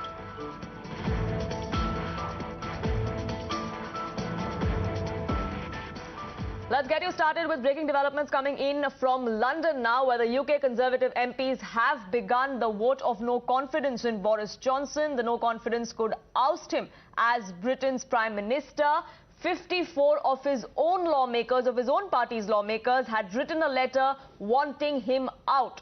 Now, if Boris Johnson loses this vote among the 359 Conservative lawmakers, he will be replaced as the Conservative leader and the Prime Minister. But if he wins, he cannot face another challenge for yet another year. But will he get that respite? All of that, of course, remains to be seen. Now, remember, Boris Johnson has been struggling to turn a page on months of ethics scandals, most notably the rule-breaking parties in government buildings, especially when the entire of United Kingdom was under a lockdown during COVID-19. Danish is live with me. At 10 Downing Street is where we're expecting all the activity, Danish, there. It's about a 2-hour vote is what we're given to understand. But it looks like Boris Johnson is all but done for because his own party has now rebelled against him. Well, yes, absolutely. But he's trying every possible trick to ensure that he remains in the seat. He held a meeting with the Tory MPs, made his plans about why he should stay in the chair, why he should lead the Conservative Party. He also has written a personally signed letter to all the Tory MPs in his bid to ensure that they do support him. But that has not happened. Of course, as you rightly said, 54 MPs have written a letter of no confidence, which has triggered this no confidence vote, which is right now underway at Westminster. The Conservative Party has 359 MPs in the House of Commons, and it needs, Boris Johnson needs 180 MPs to vote in his favor in order that he continues to stay as the Prime Minister and leader of the Conservative Party. Well, the Jubilee Party is over. The Queen's Jubilee Party is over, but now the country is holding Boris Johnson accountable for the parties that were held inside Downing Street. And that is the crucial vote that is underway. It will continue till 8 p.m. UK time, and then the results will be announced anywhere around 9 p.m. UK time. But of course, as you said, it's a 50-50 situation. People have come out and said that they will support Boris Johnson because he has held the country together. He has taken the right decisions on all the big questions. But at the same time, there are critics, there are backbench MPs who have spoken about how Boris Johnson seems to have followed one set of rules while the country had to follow a different set of rules. The parties that were taking place in Downing Street took place when the whole country was under lockdown, and it has provoked widespread reaction from across the country, where people have said that the politicians cannot have a different rule for them. Right. What way the MPs think, it will be out in a couple of hours from now. Absolutely. Stay on with me because, like you said, last-ditch efforts were being made by the British Prime Minister there. He was trying to get some of his party's lawmakers on board with him. He tried to project an image of someone who held the country together in one of the worst pandemics that the world has seen. But let's listen in to the kind of reactions that came to the fore from the UK Conservative lawmakers. The threshold of 15% of the parliamentary party seeking a vote of confidence in the Prime Minister has been passed. Therefore, a vote of confidence will take place within the rules of the 1922 committee. That vote will take place this evening in the House of Commons between 6 and 8 o'clock, and we will announce the result shortly thereafter. There will be arrangements for proxy votes for any colleagues who can't be present in person in Westminster, and we'll notify colleagues of those arrangements in the near future. I have followed the rules that we have in place. I notified the Prime Minister yesterday that the threshold had been reached, and we agreed the timetable for a confidence vote to take place. Now, Danish, like we've been discussing, it is, of course, a 50-50 chance. Boris Johnson, of course, is hoping that he holds on to his chair. But a lot of people in London, a lot of political analysts believe that that's not going to happen. If the government does fall, if he is removed as the Prime Minister, what happens next? Who are the front runners in the race? Well, the very fact that this no confidence vote is taking place is in fact reflective of the of how the Conservative MPs and how the people here at large feel about Boris Johnson. If he were to lose that election, if he were to lose the no confidence vote, then there will be arrangements made to elect a new leader of the Tory party. That will take another month or two, but in the interim he might continue to be the Prime Minister till our next leader is elected. There is also a possibility that Dominic Raab, who is the Deputy Prime Minister, might replace him as well if Boris Johnson makes the decision that he will leave Downing Street in the wake of him losing. But if he wins, then of course he stays on the chair, but it will still be a very shaky position. No leader has really been able to overcome this no confidence vote that takes place, even if they have won. This happened in the case of Theresa May as well. She had won the no confidence vote, but then she was booted out That is still a possibility, but people have also said that Boris Johnson is a Teflon politician. Nothing sticks with him, no charges stick with him, and he might wriggle out. He's also seen as a vote winner by the Tory party, so all eyes will be on that result. But yes, a very important and crucial moment for Westminster and here in London. Absolutely, and the next 2 hours or so are going to be extremely crucial. The fate is going to be decided of Boris Johnson and of his entire party as well, because the party members who rebelled against him believe that it's not just his image and his behavior that really has to be straightened out, but the party's image also has taken a hit because of his behavior, and that really needs to change, which is why they decided to actually stand up against him and reach that threshold where a no confidence vote could be passed against him. For the moment, Danish, thank you so much for getting us the very latest, but do keep a track of what comes out of that no confidence vote. We're shifting focus now to news back home here, and the killers of Sidhu Moose Wala, the singer and the Congress leader, have been caught on camera yet again. Remember, Times Now here has been piecing together the mystery of what exactly happened, who the attackers were. We've tried to unmask some of them for you here on Times Now, and in a series of those explosive news breaks, we have yet another video for you in which you can see the killers of Sidhu Moose Wala caught on camera at a fuel station. Priyank is with me for more on this. Now, Priyank, all of these videos are going to be extremely crucial in piecing together this jigsaw puzzle, really, of what transpired, where the killers came from and where they went off to. Yes, Sandeep Poonam, and this is the visual of the alto car which was snatched from a passerby while one of the vehicle of these shooters broke down. And at around 3:16 a.m. on the intervening night of 29th and 30th, these suspects are seen moving towards a fuel station where they were getting this particular alto car refueled. Later to that, this car also broke down, and then few of the locals spot these suspects moving with big arms and weapons along with them. So that was a clear example of how the police officials could not have a proper tab on the movement of these suspected vehicles. But now these CCTV footages are clearly showing that for good around 12 hours, these suspects were on the free run and they were moving towards Haryana from Punjab. Right, and now several accused or linkages to Haryana have also now been tracked down and arrested by the SIT. For the moment, Priyank, thank you so much for getting us the very latest. But this is just one of the videos that Times Now has accessed, because there are several twists and turns as far as the murder and the investigation in that is concerned.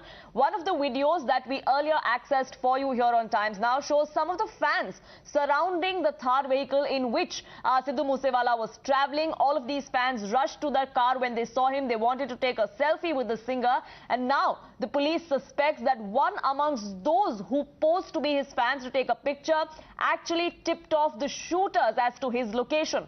Meanwhile, in another exclusive, Times Now has accessed key details of the 8 suspects in the case. We've unmasked them for you. They're now on the radar of the Punjab Police SIT. They're not just from Punjab. It seems like the tentacles of this entire conspiracy are across the country, because 3 out of those 8 are from Punjab, but 2 are from Haryana, 2 from Maharashtra and 1 from Rajasthan. Take a look at this report my colleague Priyank sent us earlier today.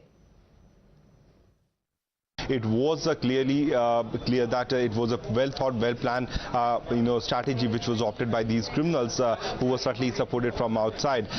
Goldie Brar was the first one who took responsibility, and when the Punjab police first took police remand of a few of the suspects, they were also having a previous incident in history of being involved in drug trade.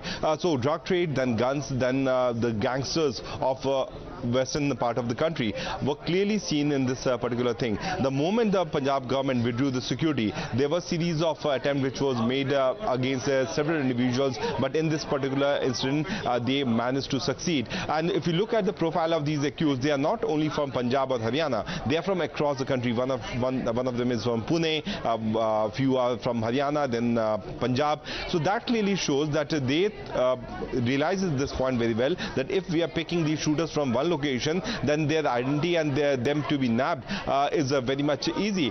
We had just got some more breaking visuals which shows that how the Punjab police is also carrying out searches at the residence of several shooters whose pictures have also been accessed by Times Network. Now the fact is that till how long Punjab police will take to arrest these shooters, because it's been 8 days and no shooter has been arrested so far. All they have in their hand is cars which broke down in the midway, or those people who were behind the bars who were also allegedly took participation in this assassination.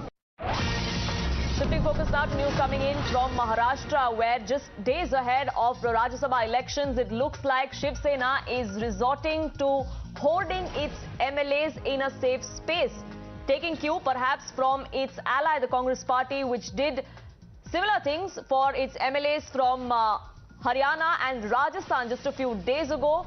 Horse trading, of course, is the fear cross-voting as well. There are 2 seats of the Rajya Sabha, and Shiv Sena is hoping to keep its flock together so that both those seats fall into their kitty.